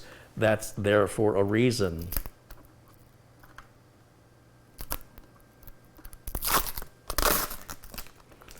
And we're removing it for a reason. So now that's our card. And it's going to go into the top slot. And generally on most motherboards, the top slot is the fastest one. They're not all the same. They look alike, but they're not the same, which can be said of a lot of people. A lot of people may look alike. Very rarely are they the same. So anyway, I'm going to line up where this card's going to go so I can figure out which of these slot covers I've got to take out. So it looks like I've got to take out slot covers number 2 and 3 from there. So I'm going to grab my electronic screwdriver. Now, I use an electronic screwdriver because I do a lot of work every day with turning screws, and I don't want carpal tunnel syndrome or repetitive stress disorders. If you're building a computer for the very first time, I suggest you use a normal screwdriver because it's very easy to cross thread and strip out screws using one of these bad boys. This is my lightsaber. This is my Panasonic EY-7410. I love this screwdriver. I love this screwdriver. Panasonic does not pay me or sponsor me in any way, shape, or form. I love this screwdriver. If it's wrong for a man to love his screwdriver, then I never ever want to be right.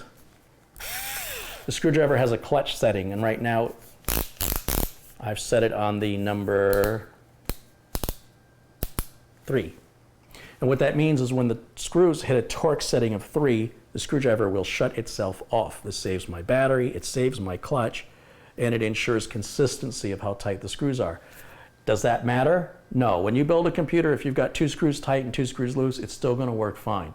But when I build a computer and I'm shipping it and those screws can rattle loose or parts can break free in shipping, I need to make sure that all of those screws are secured to where I'm comfortable they're going to stay secured and survive the shipping process. So you don't have to do everything the way I do it. So that's why I explained to you why I do it that way. So right here, I'm going to remove the 2nd and 3rd slot cover, right here and right here. And then these little slot covers need to go in the motherboard box because there may come a point in time where you upgrade or change the hardware and you need to cover that hole back up. This is to keep fingers out, children's fingers, pests, anything that can crawl inside your case. It will work without them in. If you want to have big gaping holes in your case, I mean, that's up to you, but I don't. And now I'm going to just take the card. It looks like it goes in upside down, but that's right side up. And then that's going to go in just like, well, first of all, there's a little latch here. This latch opens and closes.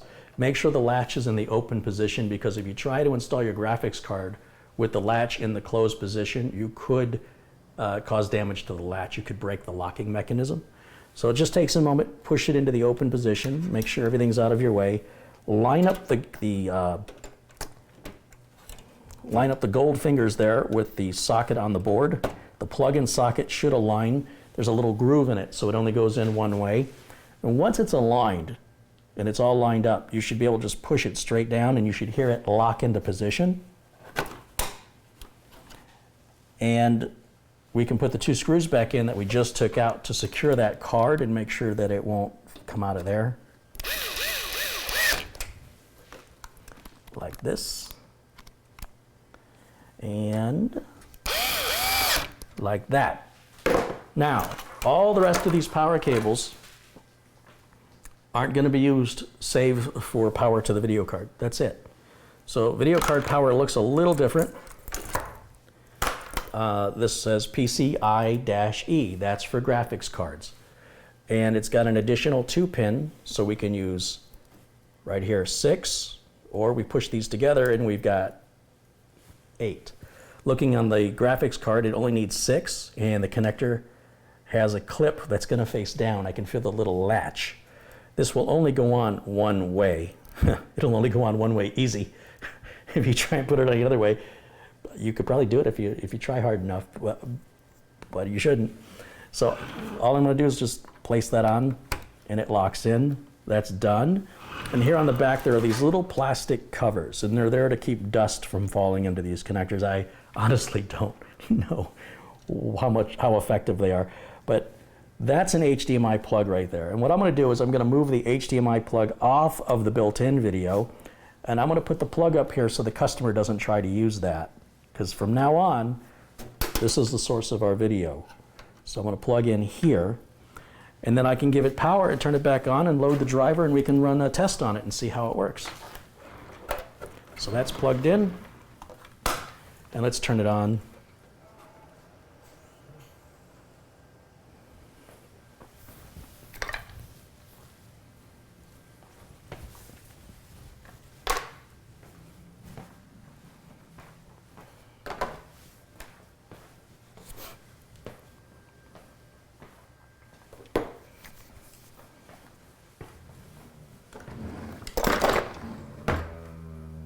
Oh, are you a cow? Huh, Jimmy? Did you hear that? It sounded like a cow was in my house.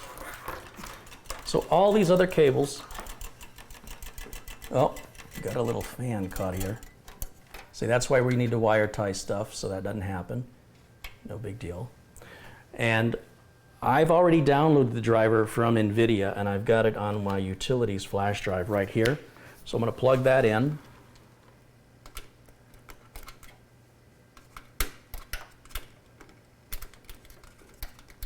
Plug that in, there it is. And I'm going to load my graphics driver. What you would do is you would go to NVIDIA.com and download the driver for your operating system and the model of graphics cards you have. I've already done that to expedite this process. In fact, there may even be a newer driver than that, but that would be good enough for right now. Click yes. Click OK. And wait for that to install. There we go.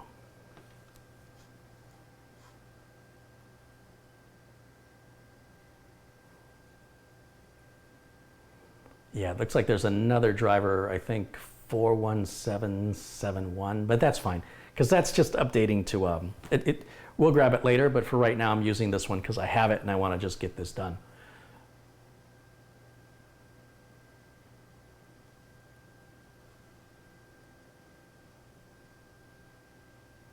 Well, you can already see the video definition got sharper.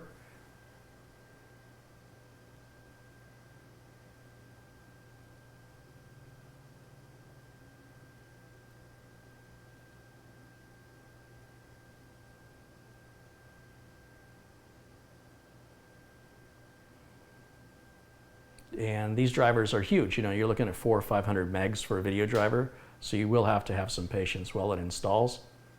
And then once this installs, we'll run the Heaven benchmark and see what kind of numbers we get. And I've got this plugged into my kilowatt display, and we'll see how much power this machine's actually drawing, so that you'll understand when people recommend power supplies, they often recommend about 4 to 5 times more than you need most of the time. When somebody recommends a power supply, most of the time they recommend 4 to 5 times more than what the average person needs for their build. So it's best for you, you know, if you want to spend your money wisely, to get a power supply that provides about 20 or 30% more power than you need, just so the power supply isn't being overworked and still has room for other upgrades and things that you can add in the future.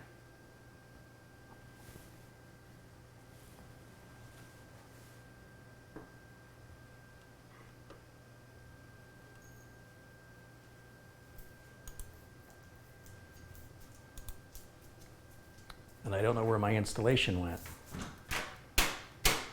It didn't seem to finish.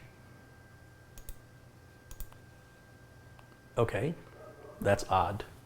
So what I'm going to do is bring up Internet Explorer.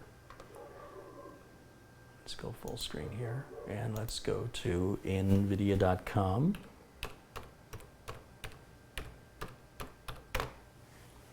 Not quite sure why the driver just did that. And we're going to go to drivers, GeForce drivers. We've got a GeForce GTX 10 series. It's a 1060 for Windows 10 64-bit. And it says this is the latest driver, 41771, and I'll hit to download that now. And we're going to save it. And it should download pretty quickly here. I was hoping to bypass this by having the driver, the previous version of the driver that I already have on the flash drive.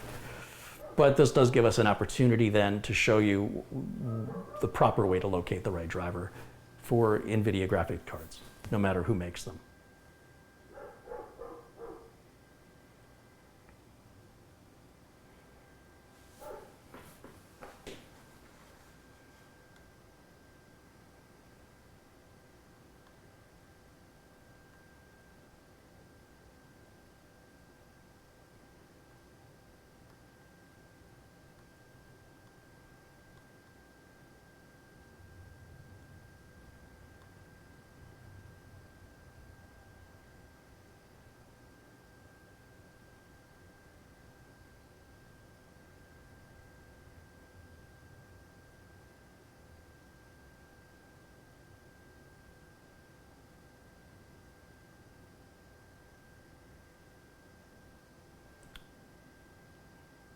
Okay, looks like we got it. So I'm going to click Run, and we're going to install that driver now. Yes. Okay. And while that's running, I can close everything behind me. So we'll just right-click up here and just close this. So we don't have all that clutter on the screen. I guess I don't need Crystal Disk Mark anymore. I can delete that. We're good with that. And I can't do any customization to Windows. I can't add icons that I want like my computer. I can't decide which taskbar icons I want to be on display until I activate. So I'll do that obviously when I'm not broadcasting live.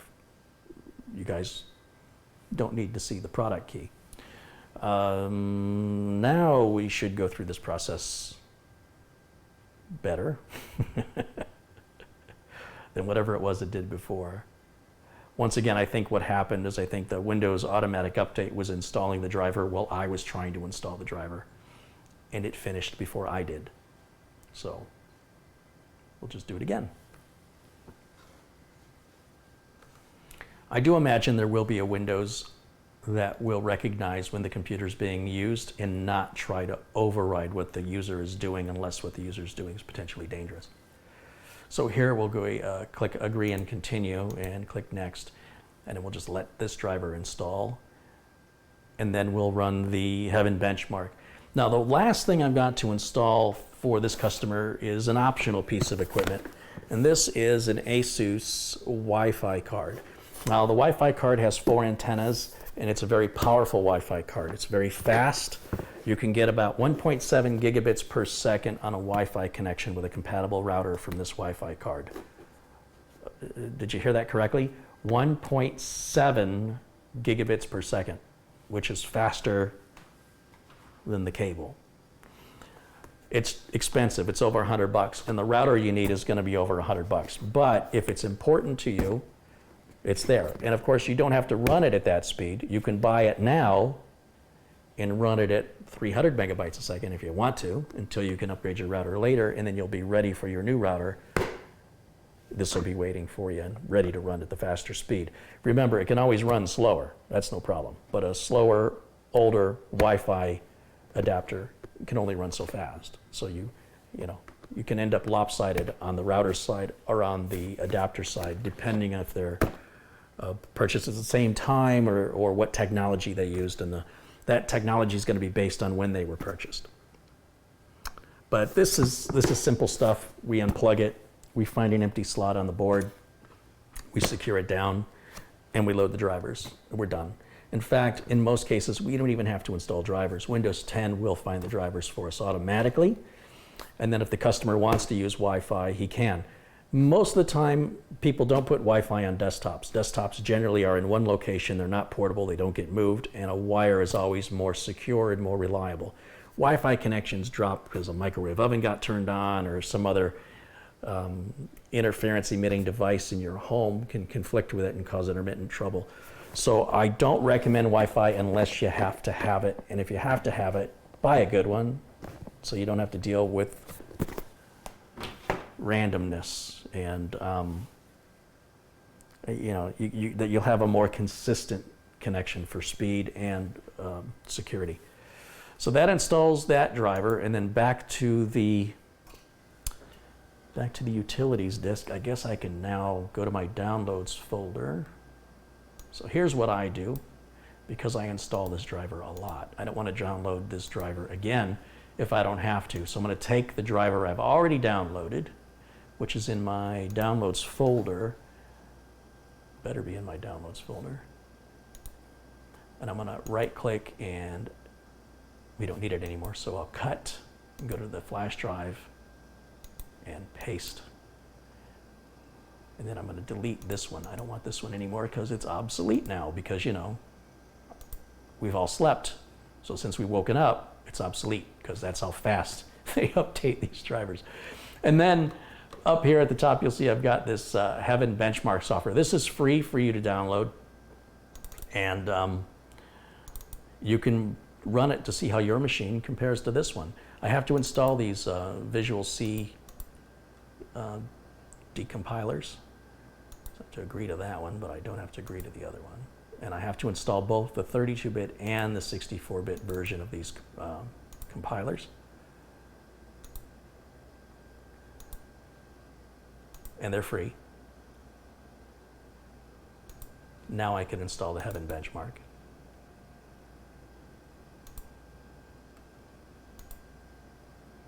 Got to accept the end user license agreement that nobody reads or understands, and install it.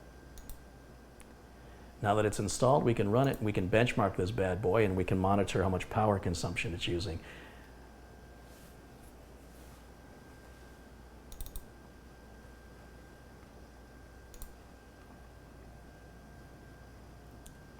So I'm going to get rid of me out of the corner,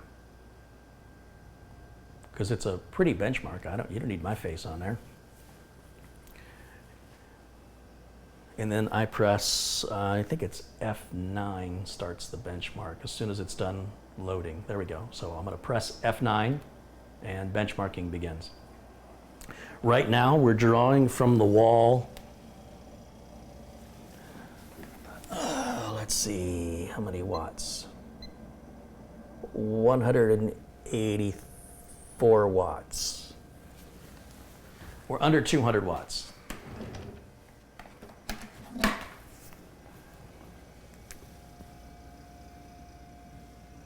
$193, $196, $184. So, you know, that's pretty intense graphics output there, and you can see power consumption is not as bad as people on the internet would have you believe.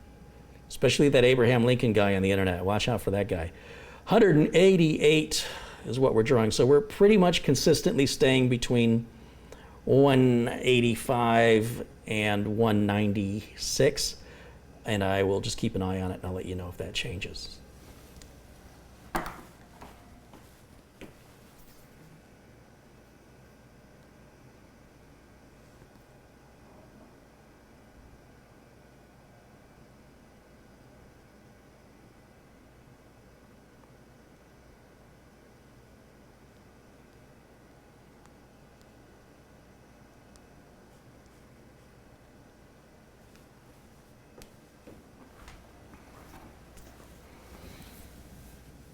It's actually dropping. We're down in the 170s now.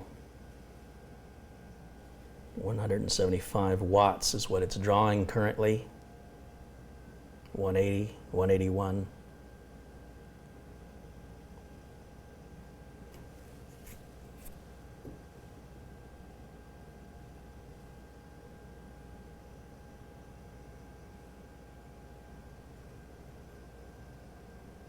So could a 200 watt power supply be enough for all of this? Well, it really wouldn't give you much overhead, and it would be working its butt off and just being stressed. But yes, at this point, everything it's done so far, 200 watts would be adequate. However, that doesn't mean I haven't pushed it hard enough, because I'm sure it can draw more. It all depends on how you use your computer, not how somebody else uses theirs. It just hit 196 watts briefly and then immediately dropped.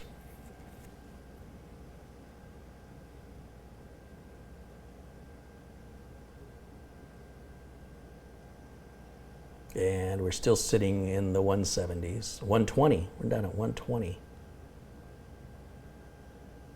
And back up to 162.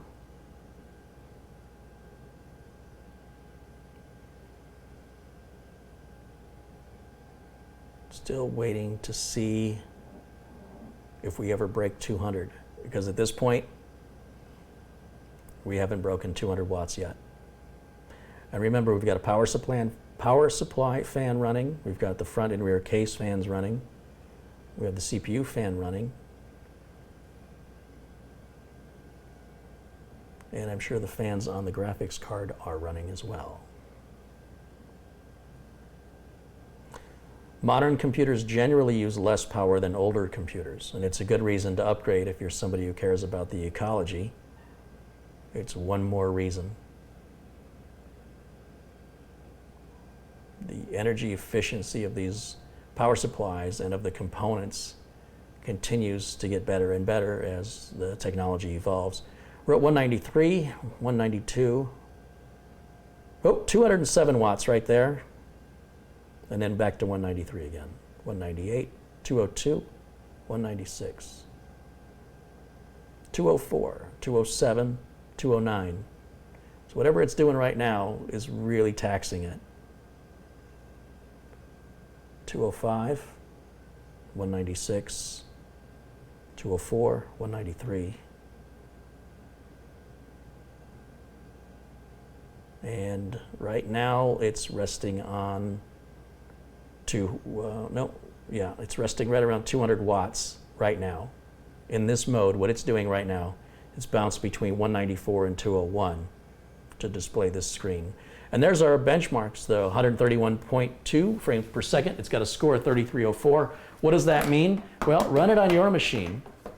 And if your numbers are less than that, then you're slower. And if your numbers are bigger than that, consider how much more money you paid. So that is that benchmark. Let me hit escape and then we'll quit.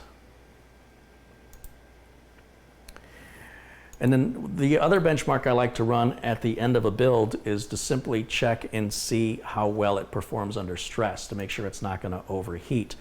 And so the way I do that is I will go back to my flash drive that I've got still plugged in, and I've downloaded again another free application called Prime 95. And again, this is something you can download and run yourself. What Prime 95 does is it's going to use every core on the CPU loaded down to 100% of usage, which is the maximum that you can throw at this computer.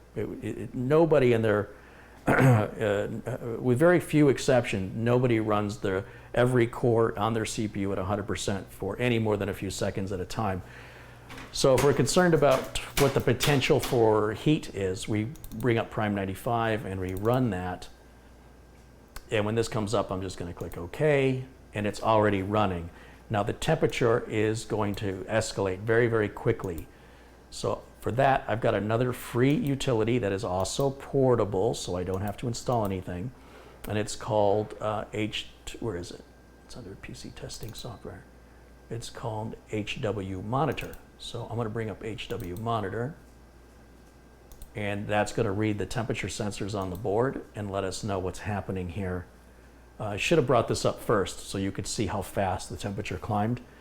But right here, it says there are packages, and each core on the CPU maintains its own temperature. This first row displayed is its current value. The second row displayed is its most minimum value that it's ever run at. And then the final row, the one we really want to keep an eye on, is the maximum temperature that it hit. So we're going to let this run for 15 minutes, which is far longer than any normal user would ever run all the cores at 100%. So it's about 10 after 3. We'll let this run till 3:25. And out of curiosity, the wattage it's pulling from the wall right now is 99.2 watts. So with the CPU at full bore 100% on all the cores, it's pulling less than 100 watts of power with its foot pedal to the metal down to the ground, running full bore. And we just want to watch that temperature. I want to make sure that the temperature displayed here on the right side never exceeds more than the mid 80s. In fact, I would prefer if it didn't even creep into 80 at all. Now these temperatures are in centigrade, although you do see parentheses with the Fahrenheit temperatures for those of us in America. And right now it's doing a very good job, and that is just a evidence of how good this cooler is. So not only is this cooler cost effective, it's priced aggressively, it's easy to install, and it's quiet, but it actually performs well. Just look at your own eyes. I mean, look, believe your own eyes. I don't know how you look at your own eyes. I think you need a mirror for that. But you could see with your own eyes, there it is, the effectiveness of the cooler, the ease of which the cooler installed, and the price of the cooler make it a recommended buy as far as I'm concerned for any Intel or AMD chip, minus the Threadripper because it's a different footprint. But for right now, we've been running it for just about 2 minutes, and we're barely even into the mid-50s. We're in the low 50 degrees Celsius range. Want to double check the kilowatt meter. Yeah, just drawing 98.2 watts from the wall. I could run this and the Heaven benchmark at the same time just to draw more power from the wall. But you can see, you know, having 700 watts or 600 watts, way overkill for this build. Would it hurt to have it? No. Might hurt your wallet.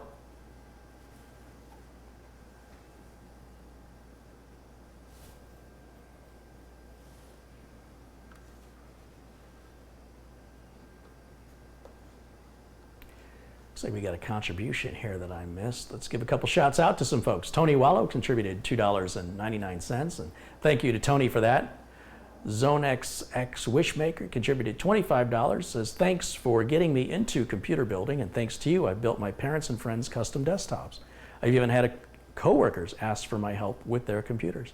Very good, that's awesome. I love that, and thank you for continuing to support the channel and contributing to the channel and sharing your experience with us. Trying to see if I missed any other contributions while I've been working here. Alec Frater contributed 10 pounds. He said, I haven't opened my computer case for 6 months, going cold turkey. You know, you don't have to open your computer every 6 months, but at least once a year, I recommend you open it and blow the dust and dirt out of it. Don't try and vacuum the dust and dirt out of it. That's not good. You don't want to make contact with a brush or a hose or a vacuum cleaner nozzle. You don't want to touch the contacts because that can discharge static electricity. So you want to just use air and use the air to move the dust off. That's how the dust got on there to begin with. So thank you to Alec Frater for his 10-pound contribution. Christoph Esch, who watches us from Germany, has contributed €5. He says, fail to update and your PC will shut up. Kevin Sears contributed $5. Says, greetings from New York. Thank you, Kevin. Frank Lauren had also contributed $5. Sharon Idle contributed £2. Thank you, guys. We have 728 people watching live right now. Thank you, guys, for joining us, and welcome into this friendly and supportive community. We hope that you will be friendly and supportive and stay with us forever. Where are we at? 3:14, so we've only run in 5 minutes now. And in 5 minutes, what's our temps?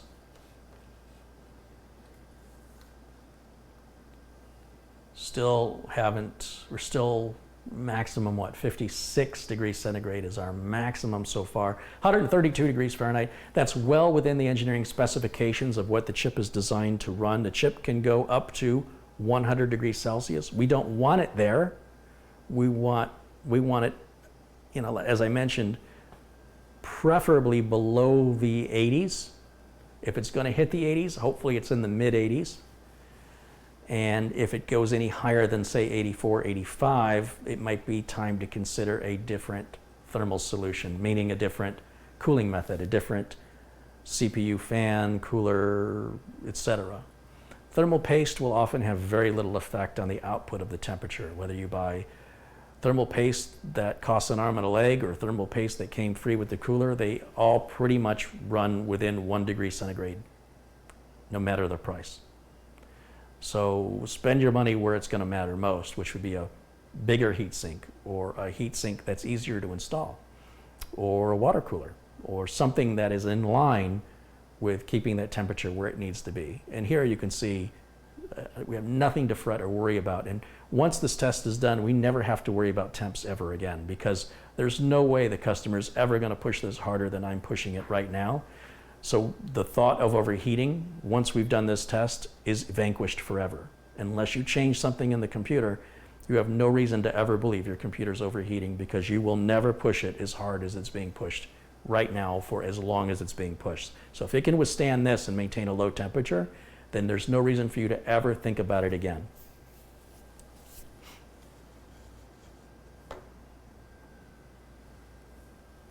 William McKinney says, Carey, thanks to getting me back into PC repair and servicing. I've got a new job at work now, and I now clean the facility's computers every month.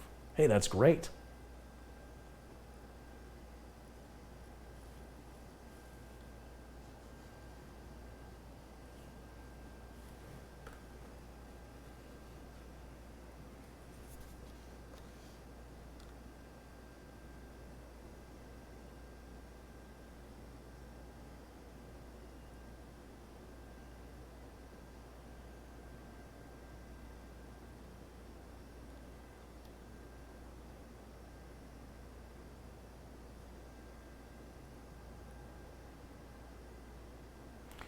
John Sadier said, I just sent you $20 via PayPal. Keep up the good work. Thank you to John. Let's make sure he's a moderator here.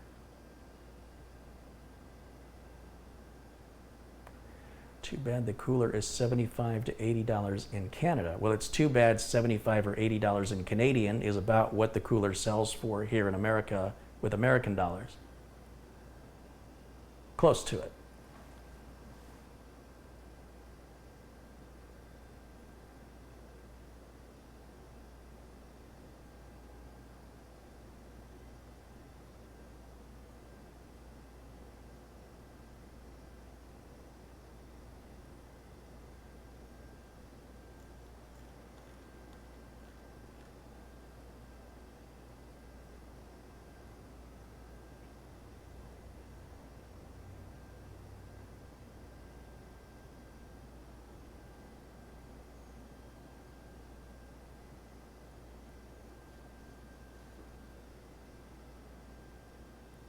So we've been running now, what is it, 318, what I started 309. So we're about halfway through the test, and it looks like we're not even near 60 degrees centigrade. Remember, the computer is intelligent enough that it can maintain itself to prevent an overheating situation. And so if you were, for example, gaming right now or rendering right now, it would just be flying along perfectly. I seem to have double-clicked on somewhere. Something is wrong. Oh, I see what I did. There I am. I have two video feeds. I have a video feed that's me live right now, and then there's a video feed that you guys get to see, which is about 90 seconds delayed.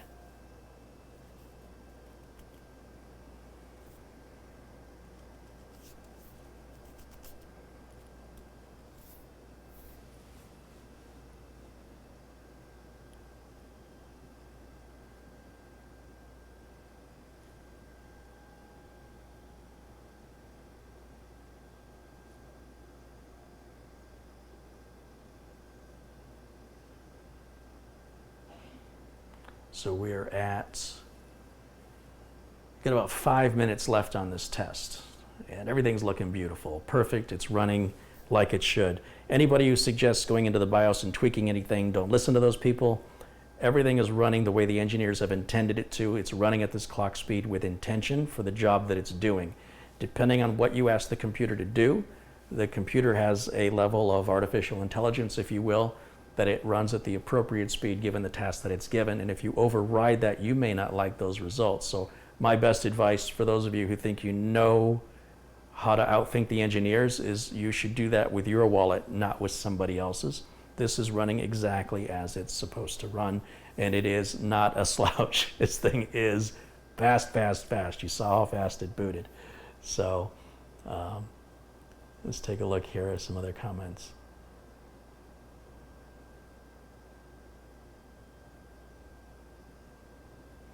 Carey, is a 1250 watt power supply okay for a computer using an RTX 2080 video card and an i9-9900K? A 650 watt power supply would be fine for that, Karen. A 1250 watt power supply will just barely work, and its power efficiency rating will be reduced significantly because you're nowhere near using even the middle amount of power.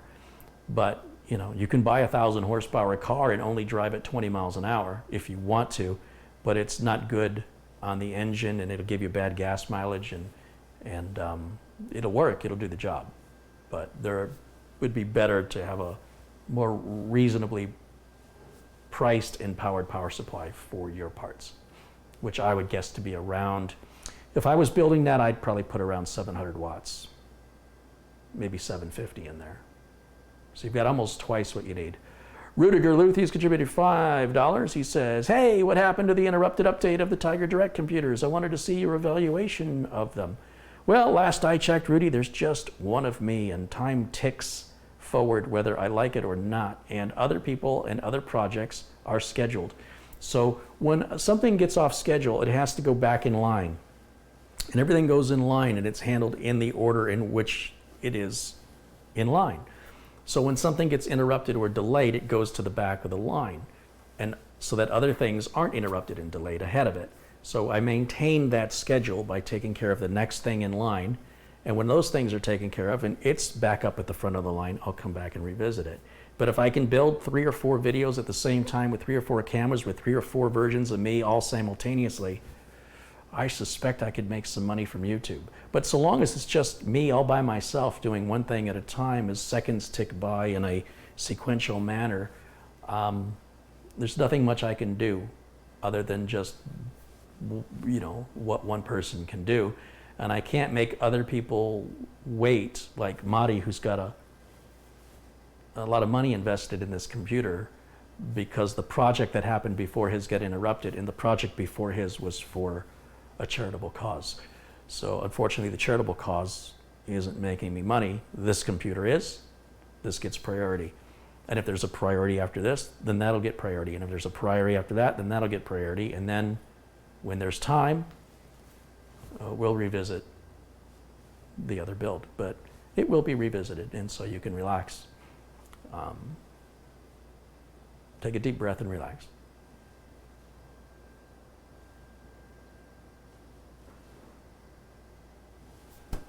All right, so we're now at 323. I think that's pretty well close enough.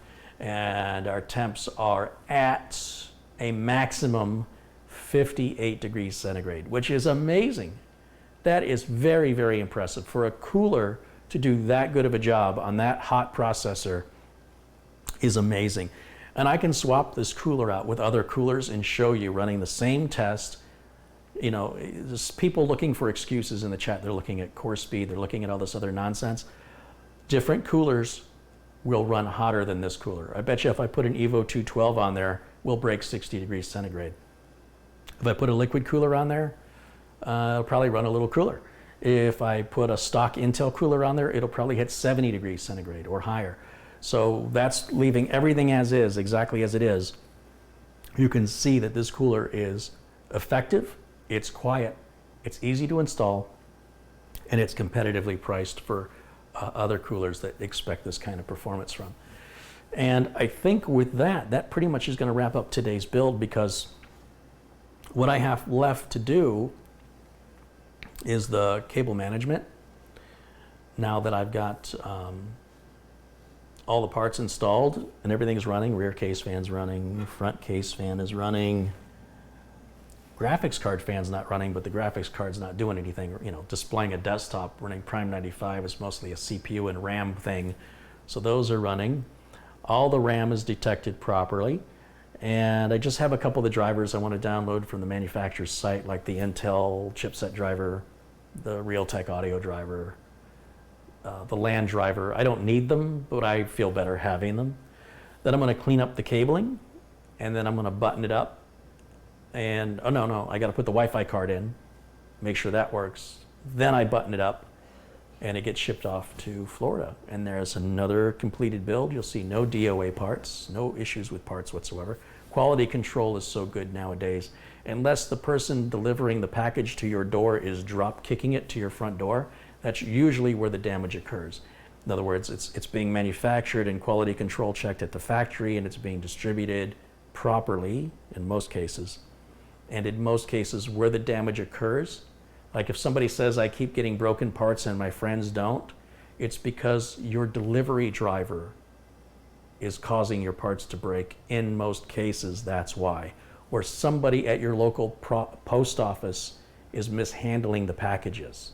And that's why it's affecting you and not other people you know.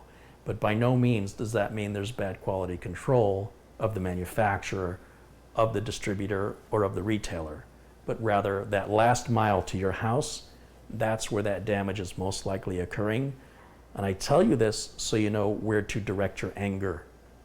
And when you write that 1-star review, product arrived broken, that should be to your post office or UPS or FedEx or whoever delivered it. That's probably where it broke. So for everybody who watched, thank you guys so much for joining me today, for all of the contributions. Thank you for your generosity. To all my friends in blue, thank you for keeping it civil and keeping the trolls out. I really appreciate your friendship. If you're not in blue, you could be. Just continue to be supportive and kind in the chat room, and sooner or later I'll recognize you and turn you blue. It doesn't really do anything other than it allows me to recognize you as a regular and somebody I can trust. And with that, I've got a lot more build videos and other videos still to come. I still have the review on the Netgear router that I'm still working on. I have a few other components to review. I also have another build that's in the wings, ready to go, almost ready to go. And I'm still dealing with fixing up Threadripper. I still have the charity computers and the refurb computers. And yeah, there's more than I could even talk about. There's so much of it. Magni Johansson has just contributed 55 Norwegian krona. Says, hey buddy, can't wait to watch this. And thanks, and hope you are well. Likewise, and thank you to Magni. Magni's contributed frequently here on the channel, and I very much appreciate that. So that's going to wrap it up for me for right now. Thank you guys so much for watching. I will see you all again very, very soon. If you liked the video, please be sure and hit that thumbs up. And if you want to see more videos when they're fresh and new, subscribe and ring the bell. You're really not ringing a bell. You're just turning notifications on it. All right, I'll see you all next time. And until then, bye for now.